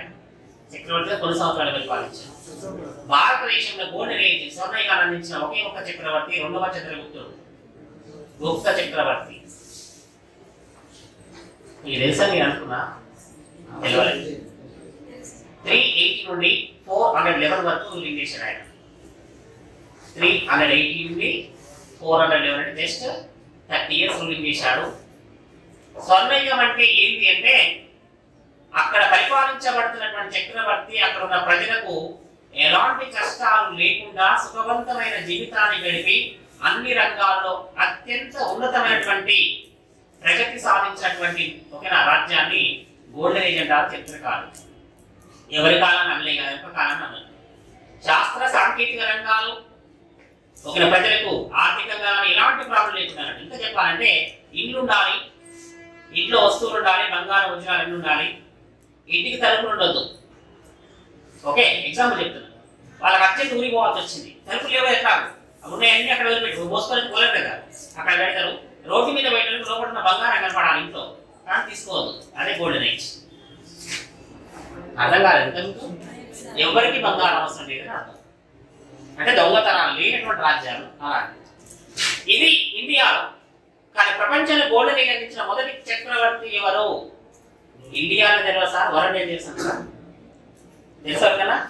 ప్రపంచంలో స్వర్ణయుగాన్ని అందించిన తొలి చక్రవర్తి గ్రీక్ చక్రవర్తి పెరిక్లిస్. ఈయనే ప్రపంచంలో గోల్డెన్ ఏజ్ అందించిన మొదటి చక్రవర్తి. ప్రజలను తన బిడ్డల వల్ల చూసుకున్న చక్రవర్తి అని దానిగా చెప్పాలంటే ఎగ్జాంపుల్. తన పిల్లలకి కష్టం వస్తే ఎలా స్పందిస్తాడో ఫాదర్, అలా చక్రవర్తి స్పందిస్తే గోల్డెన్ ఏజ్ అంటారు. అదేనా? అంటే ఇక్కడ గోల్డెన్ ఏజ్ కాలంలో కానీ అలెగ్జాండర్ కాలంలో కానీ ఒక గొప్ప చక్రవర్తి పరిపాలిస్తున్నప్పుడు ఆ దేశం ఎప్పుడు కూడా సేఫ్ గా ఉండదు. ముఖ్యంగా మనం ఇండియా తీసుకుందాం. నార్త్ ఇండియా, ఉత్తర భారతదేశాన్ని ఏకం చేసి పరిపాలించిన చివరి హిందూ పాలకుడు హర్షవర్ధనుడు, తెలుసు కదా. హర్షవర్ధన్ పరిపాలించే వరకు ఉత్తర భారతదేశం సేఫ్ గా ఉంది. ఎప్పుడైతే ఆయన వెళ్ళిపోయాడో ఉత్తర భారతదేశం మొత్తం చిన్న చిన్న రాజ్యాలుగా, రాజపుత్ర రాజ్యాలుగా విడిపోయింది. అప్పుడు విదేశాల వాళ్ళు, ముఖ్యంగా ముస్లింలు ఇండియాకు రావడానికి మార్గం సులభమైంది. అదే గొప్ప చక్రవర్తి వెళ్ళగొట్టేవారు. అలెగ్జాండర్గా ఏ ప్రాంతం కాదు. ఎప్పుడైతే ఆ యొక్క గ్రీక్ దేశాన్ని వీక్ గా ఉన్నటువంటి చక్రవర్తి పరిపాలిస్తున్నారో ఆ దేశాన్ని ఆక్యుపేషన్ చేయాలని చెప్పి చాలా మంది ప్రపంచ చక్రవర్తులు భావించారు. అందులో గ్రీక్ ఓకేనా దేశాన్ని ఆక్రమించడానికి రోమ్ చక్రవర్తి అనే ఒక వ్యక్తి థియోడర్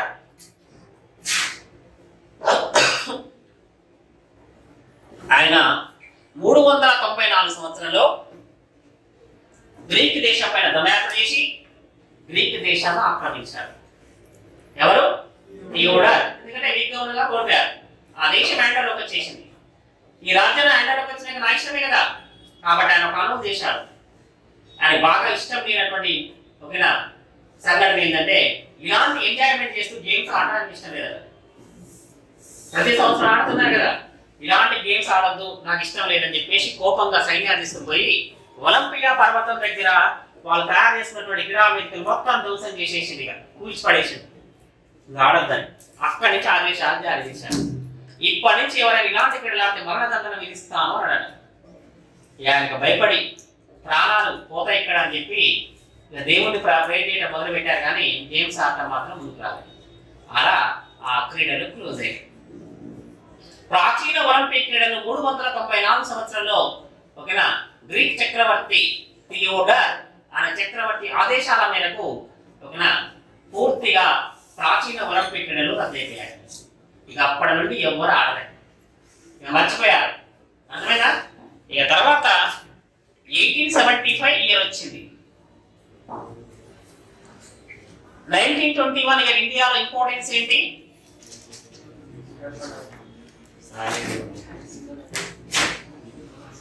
1921 ఇండియాలో ఏం జరుగుతున్నది? లోపల మైండ్ ఉంది కదా, దానికి కొంచెం మేలు కొట్టండి, కొట్టండి గట్టిగా, గట్టి కొట్టండి, నిద్రపోతుంది మైండ్. కొట్టారా? లేవ మైండ్ తెలుసా కన్నా? 1921 ఇండియాలో సహాయ నిరాకరణ ఉద్యమం జరుగుతుంది. 1, 2 భారతదేశంలో సింధు నాగరికత త్రవ్వకాలు స్టార్ట్ అయినాయి. అవునా కాదా? ఆ సింధు నాగరికత త్రవ్వకాలలో వినండి బాబు, హరప్పా నగరం బయలుపడింది కదా. అలాగే 1875లో గ్రీక్ దేశంలో ఇలాంటి సింధు నాగరికత త్రవ్వకాలు జరిగినట్టే అంతకన్నా ముందే అక్కడ త్రవ్వకాలు నిర్వహించారు. పురావస్తు శాఖ వాళ్ళు గ్రీక్ లో ఒలింపియా పర్వత సమీప గ్రామంలో జరుగుతున్న త్రవ్వకాలలో అప్పుడు వాళ్ళు తయారు చేసిన క్రీడా వేదికలు బయలుపడ్డాయి. ఆ క్రీడా వేదికలు బయలుపడిన తర్వాత వాటిని కార్బన్ డేటింగ్ చేస్తే సైంటిఫిక్ ల్యాబ్ లో ఒక ఎంపిక కానీ, ఒక బోన్ కానీ, ఒక వస్తువు కానీ ల్యాబ్ లో టెస్ట్ చేస్తే అది ఏ కాలానికి చెందిందో ఇయర్స్ తో సహా తెలిసిపోతుంది. అలా ఆ త్రవ్వకాల బయలుపడిన క్రీడా వేదికను బేస్ చేసుకొని ఈ సంవత్సరాలను డిసైడ్ చేయడం జరిగింది చరిత్రకారులు. లేకపోతే మనకి తెలుస్తుందా ఇయర్స్? వారు చెప్పింది ప్రామాణికంగా చెప్పిన ఆ సంవత్సరాల మధ్య ప్రపంచంలో ఎక్కడా క్రీడలు ఆడలేదు, ఒక్క గ్రీక్ దేశంలో ఆడారని తెలిసింది ప్రపంచానికి. కానీ ఇలాంటి క్రీడలు మరుగున పడిపోయాయి, మరలా నిర్వహించాలని చెప్పి అత్యంత క్రీడాభిమాని అయినటువంటి ఫ్రాన్స్ దేశానికి చెందిన టెరీ డి కోబర్టిన్, ఈయన పేరు మర్చిపోకండి కదా, ఏం పేరు? TERI de కోబర్టిన్. ఏ దేశం? ఫ్రాన్స్. ఒలింపిక్ బ్యాన్ చేసిన వ్యక్తి ఎవరు? థియోడర్. ఎప్పుడు? 1904. ఎప్పుడు స్టార్ట్ అయినాయి ప్రాచీన ఒలింపిక్ క్రీడలు? 776. ఓకేనా? ఇప్పుడు టెరీ డి కోబర్టిన్ అనే ఫ్రాన్స్ దేశానికి చెందిన ప్రముఖ క్రీడాభిమాని. ఆయనకి ఈ విషయం తెలిసింది అన్నట్టు, ఇలాంటి క్రీడలు జరిగాయి, మరుగున పడ్డాయి. ఆయన అనుకున్నాడట ఎలాగని క్రీడలు మళ్ళీ నిర్వహించాలి, ప్రపంచ దేశాల మధ్య స్నేహబంధాన్ని పెంపొంచే విధంగా క్రీడలు ఉండాలని చెప్పి ఆయన చాలా హార్డ్ వర్క్ చేసినట్టు. ఆయన చేసి 1894 ఇయర్లో యూరోప్ ఖండ దేశాలతోటి ఒక సమావేశాన్ని నిర్వహించాడు ఆయన. 1894లో యూరోప్ ఖండ దేశాలతోటి సమావేశాన్ని నిర్వహించి అక్కడికి వచ్చిన దేశాల దగ్గర ఆయన ఒపీనియన్ చెప్పాడు. ఏం చెప్పాడు? ఇలా గ్రీకుల క్రీడలు జరిగినాయి, మళ్ళీ క్రీడ నిర్వహిద్దాం, రీస్టార్ట్ చేద్దాం, మీ సహకారం అందించాలని చెప్పి అక్కడ ఆయన అభిప్రాయాన్ని ఏకీభవించిన దేశాలతోటి ఒక సమాఖ్య ఏర్పడి అలా ఒలింపిక్ క్రీడలు ఆడటానికి ఆ దేశాలు అంగీకరించడంతో ఈ ఒలింపిక్ క్రీడలు రీస్టార్ట్ కావడం జరిగింది. అందుకనే ఫాదర్ ఆఫ్ మోడర్న్ ఒలింపిక్స్ ఎవరిని? టెరీ డి కోబర్టిన్ అంటారు. Father of Indian cinema Dadabhai Naoroji, అంతేనా? Dadasaheb Phalke. Father of Indian cinema, father of Indian ISRO Vikram Sarabhai. Father of nuclear, Indian nuclear ఓబీజే బాబా. అర్థమైందా? కొన్ని ఇంపార్టెన్స్ గుర్తుంచుకోండి. Father of cricket, god of cricket,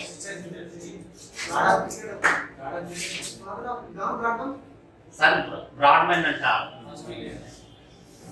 TERI de Coubertin కృషి ఫలితంగా ఈ క్రీడలు మళ్ళీ రీస్టార్ట్ కావడం జరిగిందామే ఆధునిక ఒలింపిక్ క్రీడలు అంటారు. ఇది గుర్తుంచుకోండి. 1896 ఏప్రిల్ 6 స్టార్ సింబల్ పెట్టి గుర్తుంచుకోండి. ఆధునిక ఒలింపిక్ క్రీడలు రాసుకోండి.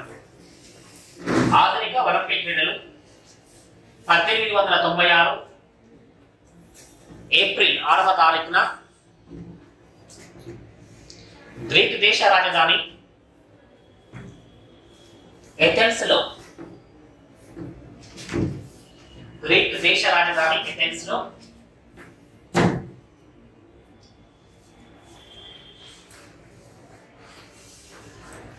లో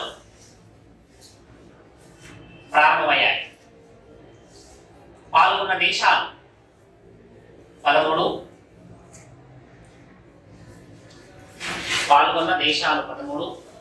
పాల్గొన్న క్రీడాకారుల సంఖ్య 245.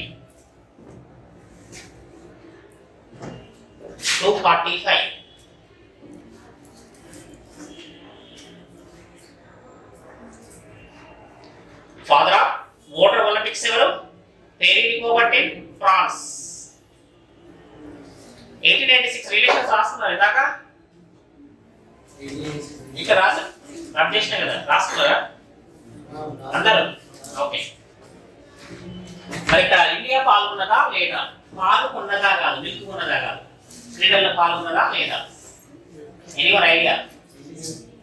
ఇండియా పార్టిసిపేషన్ చేసిందా లేదా? చేసిందా? ఓకే. ఎవ్రీ 4 years నిర్వహించాలని, లీగ్ సంవత్సరం నిర్వహించాలని చెప్పి అక్కడ ఒక అంగీకారం జరిగింది. నాకు ప్రతి ఏడాది కష్టం అవుతుంది, ప్రతి 4 సంవత్సరాల కోసం నిర్వహిద్దాం, లీప్ ఇయర్ నిర్వహిద్దాం అని చెప్పి నిర్ణయించారు. అందుకే ఒలింపిక్ లీప్ ఇయర్ జరుగుతాయి. అమెరికా అధ్యక్ష ఎన్నికలు లీప్ ఇయర్ లో స్టార్ట్ అవుతాయి. అమెరికా అధ్యక్ష ఎన్నికలు లీప్ సంవత్సరంలో నవంబర్ నెలలో మొదటి మంగళవారం రోజున ప్రారంభమవుతాయి. తెలుసు కదా మీకు, ఆల్రెడీ ఒకసారి చెప్పిన. ఓకేనా? ప్రతి సంవత్సరం 2000 ఓకేనా అంటే 20లో జరిగినాయి కదా, జరగలే. 20లో జరిగితే 24. ఇది మళ్ళీ మారదు కదా, ఇది ఎంత ఉంటుంది? 24, 28. ఇక్కడ బ్రేక్ వచ్చింది అంతే. 1992 క్రీడలు ప్యారిస్ లో జరిగాయి. ఫ్రాన్స్ దేశ రాజధాని ప్యారిస్. ఇక్కడ ఇంపార్టెన్స్, ఇందులో మొదటిసారిగా ఇండియా పార్టిసిపేషన్ చేసింది. భారతదేశం మొదటిసారిగా ఒలింపిక్ క్రీడలు ఎందుకు పార్టిసిపేషన్ చేసింది? 1900. ఇక్కడ ప్యారిస్. ఇదే క్రీడల్లో తొలిసారిగా ఒలింపిక్ క్రీడల్లో మహిళలు పార్టిసిపేషన్ చేశారు.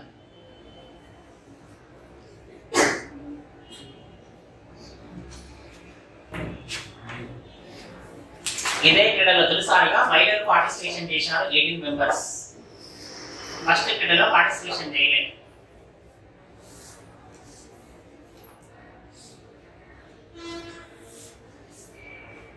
రాసుకుంటున్నారా, వింటున్నారా? ఇంటూ రాసుకుంటున్నారా? 1900 ప్యారిస్. ఫస్ట్ ఒలింపిక్ క్రీడలో India participation. And other important, మహిళలు తొలిసారిగా పాల్గొన్నారు. ఇక్కడికి వచ్చేసరికి దేశాల సంఖ్య 20కి పెరిగింది. 311 మంది క్రీడాకారులు పాల్గొన్నారు. Participation countries 20, participation players 311. అంటే ఇక్కడ ఏమైంది? దేశాల సంఖ్య పెరుగుతున్నది. కాబట్టి ఈ దేశాల సంఖ్య పెరగడంతో అప్పటి ఫాదర్ ఆఫ్ మోడర్న్ ఒలింపిక్స్ అయిన పేరు తీసుకోబట్టి ఒక ఆలోచన వచ్చింది. ఈ క్రీడలు జరుగుతున్నాయి కరెక్టే, కానీ ఎందుకోసం జరుగుతున్నాయి తెలవాలి కదా. ఇవాళ మీరు చదువుతున్నది కరెక్టే, కానీ ఇక్కడ చదువుతూ జాబ్ కొట్టే ఒక నాలెడ్జ్ సంపాదిస్తున్నామా లేదా తెలుసుకోవాలి. పుట్టిన ఫీజు కట్టి 10,000, 20,000 ఫీజు కట్టి 6 నెలలు క్లాస్కి వచ్చి జాబ్ కొట్టకపోతే ఏం లాభం? ఈ డబ్బులు దండగా, టైం దండగా. అందుకని కొడితే జాబ్ కొడితే చదవాలి, లేకపోతే చదవదు. అంతే ఫిక్స్. మన కరెక్ట్ టైం జాబ్ వద్దా రాదు. ఇక్కడ ఏమనుకున్నాడంటే ఇవాళ 205 దేశాలు, ఒకప్పుడు అటు ఆఫ్రికాలో చాలా దేశాలకి ఒలింపిక్ లో పార్టిసిపేట్ చేయడానికి కనీసం ఛార్జెస్ ఇవ్వట, లేకపోతే విరాళాలు సేకరించారట ప్రజల నుండి. ప్లీజ్ మేము ఒలింపిక్స్ వెళ్తాం, ఎంతో కొంత ఇవ్వండి అని అనుకుంటే వాళ్ళు ఇచ్చిన విరాళాల చేత పాస్పోర్ట్, వీసా కొనుక్కొని, టికెట్ కొనుక్కొని అప్పుడు ఒలింపిక్స్ లో వెళ్ళారట. ఎందుకో తెలుసా? ఆడ పార్టిసిపేషన్ చేయడమే ఒక గ్రేట్. ఒకప్పుడు ఆఫ్ఘనిస్తాన్ ఒక దేశం అసలు ఒలింపిక్స్ వెళ్ళొద్దనుకున్నది. కానీ మా పార్టిసిపేషన్ ఉండాలని చెప్పి ఒక్కనే పంపించారు. ఆ ఒక్కరికి 12 మంది ఎంప్లాయీస్, ఆ ఒక్కడే మార్క్స్ పార్టిసిపేట్ చేసిండు, ఆ ఒక్కడే మెడల్ పెట్టిండు. అంటే ఇక్కడ ఒక దేశం కనీసం ఒక్కడ వారు అందుకు వేరు అలా ఉండాలనే ఉద్దేశంతో మరి ఎందుకు ఇక్కడ నిర్వహిస్తున్నారు? ఇంతమంది దేశాలు ఎందుకు ఒక లైన్ పై నిలబడుతున్నాయి ఎందుకు అంటే ఒక స్లోగన్ ఉంటుంది. ఆ స్లోగన్ ఒకసారి వినండి. జీవితంలో గెలవడం కంటే పోరాటమే ముఖ్యమని చెప్తే క్రీడలు. ఒలింపిక్స్ యొక్క స్లోగన్ అదే, ట్యాగ్ లైన్. జీవితంలో గెలవడం కంటే పోరాటమే ముఖ్యం. దీని యొక్క మీనింగ్ ఒకసారి చెప్తా, బాగా అర్థం చేసుకొని మైండ్కి ఎక్కించుకోండి. ఇవాళ మనం ఇక్కడ కూర్చున్నాం, మనం ఎంత దగ్గర ఏం చేసినా అప్లికేషన్ పెట్టుకుంటే ఎగ్జామ్ రాయితారా కదా? అప్లికేషన్ పెట్టాలి, ఎగ్జామ్ చదవాలి, రాయాలి, అంతే కదా? ఇవాళ మనం ఇక్కడ కూర్చొని అక్కడ ఒలింపిక్ జరుగుతున్నాయి, పార్టిసిపేషన్ చేయకుండా పథకం రాదు కదా. అందుకే నాకు తెలియదు చెప్తున్నట్టే కనీసం పోరాటం చేయి, గ్రౌండ్లోకి రా. నేను ఎవరు అక్కడ ఏమంటలేరు, నీ టాలెంట్ ఎంతో గ్రౌండ్ లో నిరూపించుకో. కనీసం గ్రౌండ్కి వచ్చి ఆడకుండా నీ పథకం ఎలా వస్తుంది అని చెప్తున్నాయి. అందుకే ఏం చేస్తున్న దేశాలంటే కనీసం పాల్గొందాం, పోయి ఆడదాం, ఆడిన తర్వాత కదా గెలుపు ఓటం అనేది, ముందే ఓడిపోతామని భావించడమేనా అని అంటారు. మనం ఫస్ట్ 1,00,000 మంది అప్లై చేస్తున్నారు, నాకు జాబ్ వద్దాం, మనం ఫస్ట్ నువ్వు అప్లై చేయి, ఎట్లా అప్లై చేయి, అయిపోయా నెగ్లెక్ట్ అయిపోయా.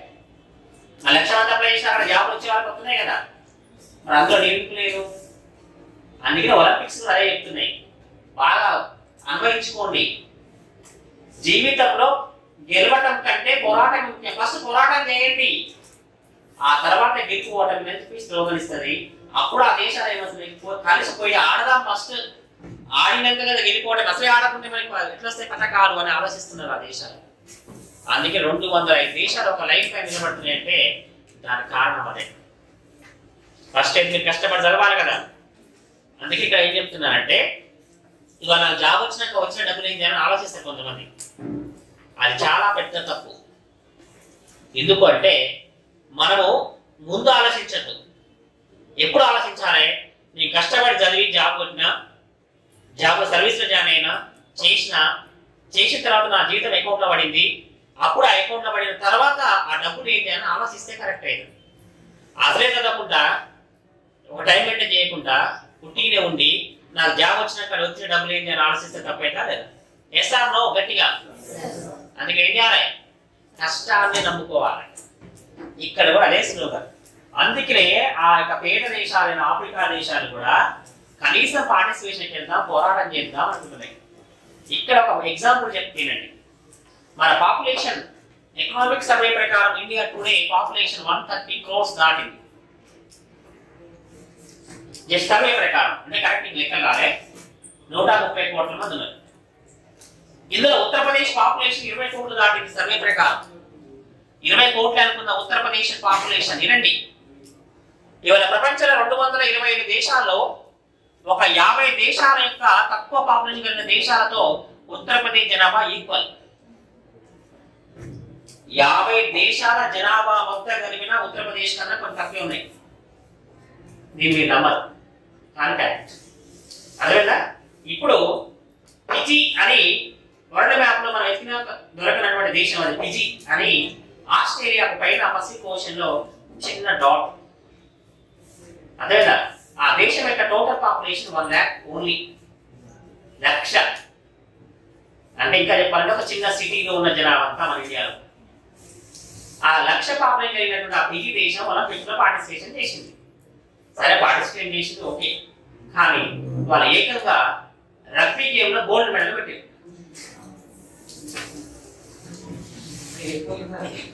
రగ్బీ సై సినిమా నితినాడ, ఆ సినిమాలో పెద్ద పెద్ద మహా దేశాన్ని ఓడించి గోల్డ్ మెడల్ కొట్టారు. 1,00,000 మంది పాపులేషన్ లో ఉన్నది. చిన్న దేశం అంటే ఒక సిటీలా ఉంటుంది అన్నట్టుగా, అంతే. 2-3 దీవులు ఉంటాయనా ఒక సిటీ. కెనడా దేశం, న్యూజిలాండ్ దేశ జాతీయ క్రీడ. అర్థమైందా? 1,00,000 పాపులేషన్ ఒక దేశం గోల్డ్ మెడల్ కొడితే 135 కోట్ల మన దేశం ఎన్ని గోల్డ్ మెడల్ కొట్టాలి? మ్యాథమెటిక్స్ చేసుకుంటే చైనా తర్వాత మొత్తం మనకి పాపులేషన్ వైజ్ వస్తే ఒక్క గోల్డ్ మెడల్ లేకుండా. ఇంకా చెప్పాలంటే ఒక్క భారతదేశ ఇన్ని సంవత్సరాల పార్టిసిపేషన్ లో ఒకే ఒక వ్యక్తి గోల్డ్ మెడల్ కొట్టాడు, అభినవ్ బింద్రా. ఇన్ని సంవత్సరాల చరిత్రలో ఏ వ్యక్తి గోల్డ్ మెడల్ కొట్టారంటే ఆలోచించండి. జట్టుగా 1,00,000 మంది ఉన్న వాళ్ళు కొట్టారంటే వాళ్ళ టాలెంట్. అందుకే ఎక్సలెంట్. ఎంతమంది అప్లై చేస్తే మనకేంటి? మనకు టాలెంట్ ఉన్నాక పథకం వస్తుందా రాదా? మనకు టాలెంట్ ఉన్నాక జాబ్ ఉందా రాదా? వద్దా రాదా? తగినాక టాలెంట్ ఉన్నాక. అదే చెప్తున్నా, మీ యొక్క ఆస్తే మీ చదువు. వెనకన్నీ వదిలేయండి. ఇక లాస్ట్ బాబు వింటున్నావా? ఇది గుర్తుపెట్టుకోండి. ఓకే, నెక్స్ట్ ఇంపార్టెన్స్ అది స్లోగన్. ఇంకొక మాట చెప్తుంది ఒలింపిక్ క్రీడలు. ఒలింపిక్ క్రీడలు చెప్తాను, నేను చెప్తాను. ఏమని చెప్తుంటే ఒలింపిక్ క్రీడలో పాల్గొనే వాళ్ళు ఎలా ఉండాలి అంటే వేగంగా ఉండాలి, ఉన్నతంగా ఉండాలి, బలంగా ఉండాలి అని చెప్తుంది. ఫాస్ట్గా లేకున్నా వేస్టే, స్ట్రాంగ్గా లేకున్నా వేస్టే. ఉన్నతంగా అంటే హై లెవెల్లో ఉన్న ఒక క్రీడాకారుడు ఎప్పుడు చిన్న చూపుడు క్రీడాకారుడికి అని చెప్తుంది. ఒక ఐఎంకు ఎగరాలంటే బలం ఉండాలా వద్దా? ఒక రన్నింగ్ లో పాల్గొనాలంటే పరిగెత్తాలా వద్దా ఫాస్ట్ గా? అలాగే ఒక క్రీడాకారుడికి రెస్పెక్ట్ ఉండాలి ఫస్ట్ అని చెప్తాడు. నువ్వు క్రీడాకారుడి అలాగే ఉండు అని చెప్తాడు. అది ఇంపార్టెన్స్. అది కూడా ఈ రెండింటిని కూడా పేరీ డికోబర్టీనే 1930లో ప్రవేశపెట్టాడు. 1913లో ప్రవేశపెట్టిన ఈ యొక్క స్లోగన్స్ కానీ ట్యాగ్ లైన్ కానీ ఇప్పటికి దాని చెక్కు జరగకుండా అలాగే ఉంచారు. దాన్ని తీసేయడానికి కూడా ముందుకు రాలేకపోయారు. ఎందుకంటే అంత గొప్ప స్ఫూర్తినిచ్చిన పదాలు. అందుకే చెప్తున్నా, ఒక స్ఫూర్తి. ఒక వ్యక్తి ఒక మాట చెప్తే ఆ మాటను గట్టి పట్టుకుని జారకొట్టచ్చు. చెడిపోవడానికి ఎన్ని మార్గాలు ఉన్నాయో డెవలప్ అవ్వడానికి కూడా అన్ని మార్గాలు ఉన్నాయి. కానీ చెడుని ఎక్కువ ఆకర్షితులు అవుతాం, కానీ మంచికి ఆకర్షితులు కావాలి. అది ఇంపార్టెన్స్. Okay, next importance. ఇదే సంవత్సరంలో ఒలింపిక్ పతాకాన్ని డిజైన్ చేయడం జరిగింది. పేరీ డికోబర్టీ డిజైన్ ఒలింపిక్ పతాకం. దేశాల సంఖ్య పెరుగుతున్నది కాబట్టి ఒలింపిక్ పతాకానికి స్లోగన్ ఉంది, అలాగే ఒక ప్లాన్ ఉండాలని చెప్పి డిజైన్ చేశారు. గుర్తుపెట్టుకోండి. ఎప్పుడు? 1930. ఆ ఒలింపిక్ పతాకాన్ని ఆయన డిజైన్ చేశాడు. ఎలా చేశాడంటే ఇందులో 5 రింగులు, ఓకేనా, 5 కలర్లతోటి తీసుకున్నాడు. 5 రింగులు, 5 కలర్లు తీసుకున్నాడు. 1913లో రూపకల్పన చేసినటువంటి ఒలింపిక్ పతాకం 1916 సంవత్సరంలో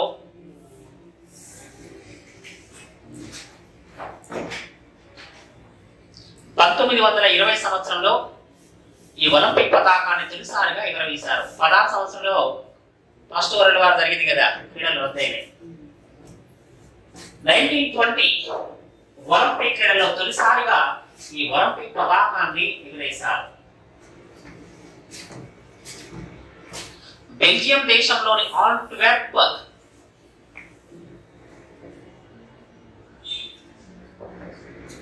ఈ క్రీడలు ఎగరేశారు. ఆంట్వెర్ప్ ఒలింపిక్ పతాకాన్ని తొలిసారిగా ఎగరవేసిన సంవత్సరం 1920 బెల్జియం దేశంలోని ఆంట్వెర్ప్ ఒలింపిక్ క్రీడలు.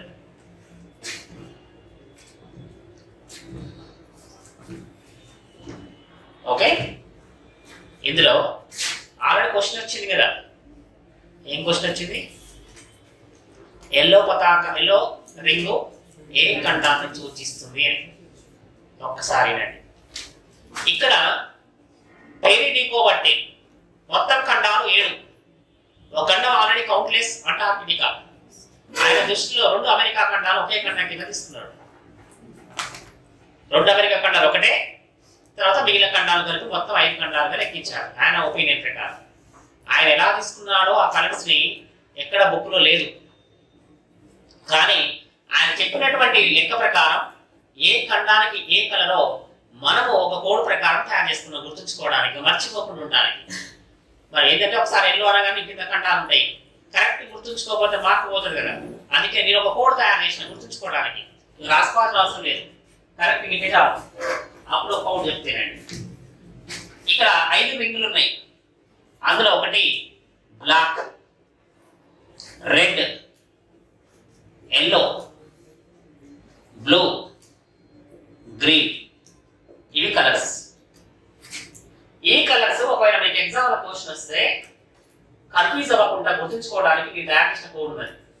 మీరు కరెక్ట్ ఇంకా రాసుకోవాల్సిన అవసరం లేకుండా గుర్తుంచుకోవచ్చు జీవితాంతం. నేను ఒకసారి చెప్తున్నాను. ఏం లేదు, ఆఫ్రికా ఖండానికి వెళ్తే ఆఫ్రికా ఖండంలో ఉన్నటువంటి వాళ్ళు ఏ విధంగా ఉంటారు? నల్లగా ఉంటారు. అది సింబల్, అంతే కదా. ఆఫ్రికా వాళ్ళు నల్లగా ఉంటారు అని గుర్తుంచుకోండి. ఇక్కడ ఒలింపిక్ రింగ్ వచ్చినప్పుడు బ్లాక్ అనగానే ఆఫ్రికా అని గుర్తుంచుకోండి. ఈ సింబల్. అమెరికా వాళ్ళు చూడటానికి ఏ విధంగా ఉంటారు? ఎర్రగా తెల్లగా ఉంటారు, అంతే. ఇక్కడ వచ్చినప్పుడే కాబట్టి ఇలా వైట్ లేదు కదా, ఉన్నదేంటి రెడ్. అమెరికా వాళ్ళు ఎర్రగా ఉంటారు, అందుకని వాళ్ళకి ఇచ్చిన కలర్ ఇది. ఆఫ్రికా వాళ్ళు నల్లగా ఉంటారు, అమెరికా వాళ్ళు ఎర్రగా ఉంటారు, రెడ్. ఇది ఉండేది మర్చిపోలేదు జీవితాలు. మిగతా వాటిని కూడా నీ కోర్స్ తయారు చేసిన కరెక్ట్ మీకే గుర్తుంది. ఒకసారి ఇక్కడ ఎల్లో. ఈ కలర్ గుర్తుంచుకోవడానికి ఒక ఇంపార్టెంట్ కోడ్ ఏంటంటే, ప్రపంచంలో ఎగ్జాంపుల్ కొన్ని రివర్స్ ని మనం ఏమంటుంటాం అంటే జాగ్రఫికల్ నేమ్స్ ఉంటాయి. ఇవాళ బ్రహ్మపుత్ర రివర్ ఉన్నది, అది అస్సాం రాష్ట్రంలో రెడ్ సాయిల్స్ గుండా ఫ్లో అవుతుంది, ఎర్ర నేలల గురించి. 1 లీటర్ వాటర్ తీసుకున్న అందులో ఎర్ర మట్టేసి ఏమైతే నీళ్ళు ఎర్రగా అవుతుంది. ఆ ఎర్ర సాయిల్, రెడ్ సాయిల్ అంటే ఎర్ర నేలల నుంచి అది ఫ్లో అవడం వల్ల ఆ సాయిల్ మొత్తం నీళ్ళలోకి వెళ్ళి ఆ నీళ్ళంతా రెడ్గా మారినాయి. అందుకే దాని జాగ్రఫికల్ గా రెడ్ రివర్ అంటారు, బ్రహ్మపుత్ర. అదే Godavari, previous question constable exam, Telivahana నది అంటారు దాన్ని. తేలివాహన, తెలంగాణ పేరు రావడానికి one of the reason Godavari. ఆ నీరు ప్రవహిస్తున్నప్పుడు ఆ నీరు కనుక తీసుకుంటే తెల్లని పాల పొంగువలు ఉంటాయి కదా, గోదావరి అంటే కవులు రాశారు, ఇప్పుడు అప్పుడు రాశారు. తెల్లని పాల పొంగువలు ఉంటే నీళ్ళు గోదావరి కాబట్టి దానికి వైట్ రివర్ అని పేరు పెట్టారు. అలాగే చైనా దేశంలో ఒక నది ఉంటుంది, ప్రపంచంలో ఒకే ఒక నది ఓయాంగు నది. అది ప్రవహించేటప్పుడు అక్కడ ఉన్నటువంటి సాయిల్స్, అక్కడ ఉన్నటువంటి క్లైమేట్ ని బట్టి ఆ నది నీరంతా గ్రీన్ కలర్ లో ఉంటాయి, సారీ ఎల్లో కలర్ లో ఉంటాయి. అక్కడ వెళ్ళి మన నీటిని తీసుకున్నా కూడా ఎల్లో కలర్ కనపడుతుంటే నీరు, అర్థమవుతుందా? అంటే ప్రపంచంలో ఓన్లీ వన్ ఎల్లో రివర్ ఎక్కడున్నది? చైనాలో. దాన్ని చైనా దుఃఖదాయిని అంటారు, గుర్తుంచుకోండి. ఇప్పుడు మీకు వినండి, ఇప్పుడు రేపు ఎగ్జామ్ లో ఓన్లీ వన్ ఎల్లో రివర్ ఏ ఖండంలో ఉన్నది? ఏ ఖండంలో ఉన్నది? ఆసియా.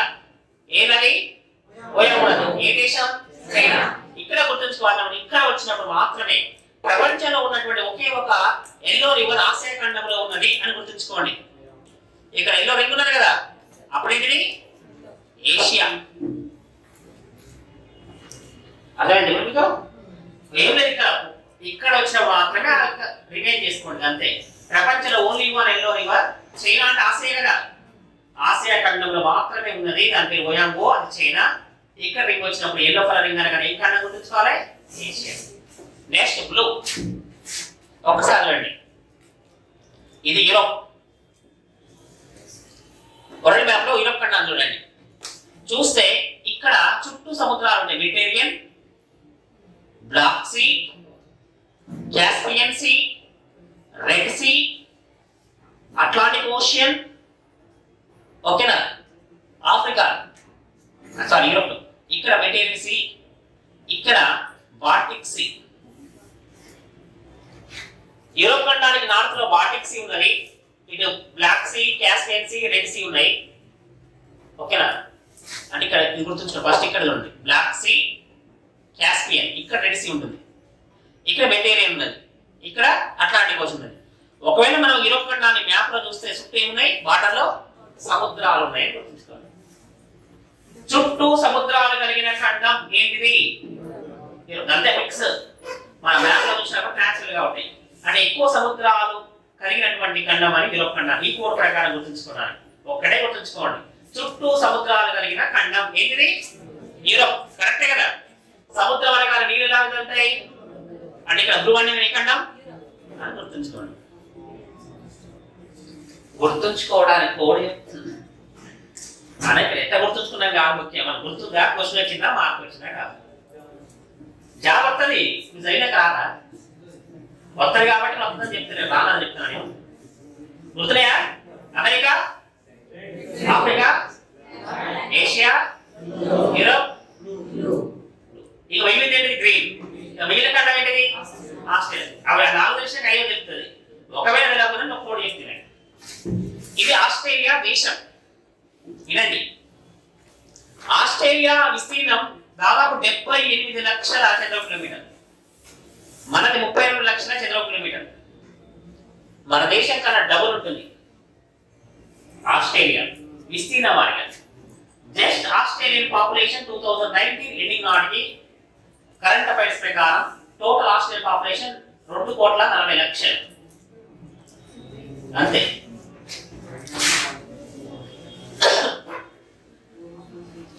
ఈ పాపులేషన్ తీసి పక్కన పెడితే ఇవాళ ఎకనామిక్ సర్వే ప్రకారం ఢిల్లీ పాపులేషన్ 2,50,00,000 దాటింది.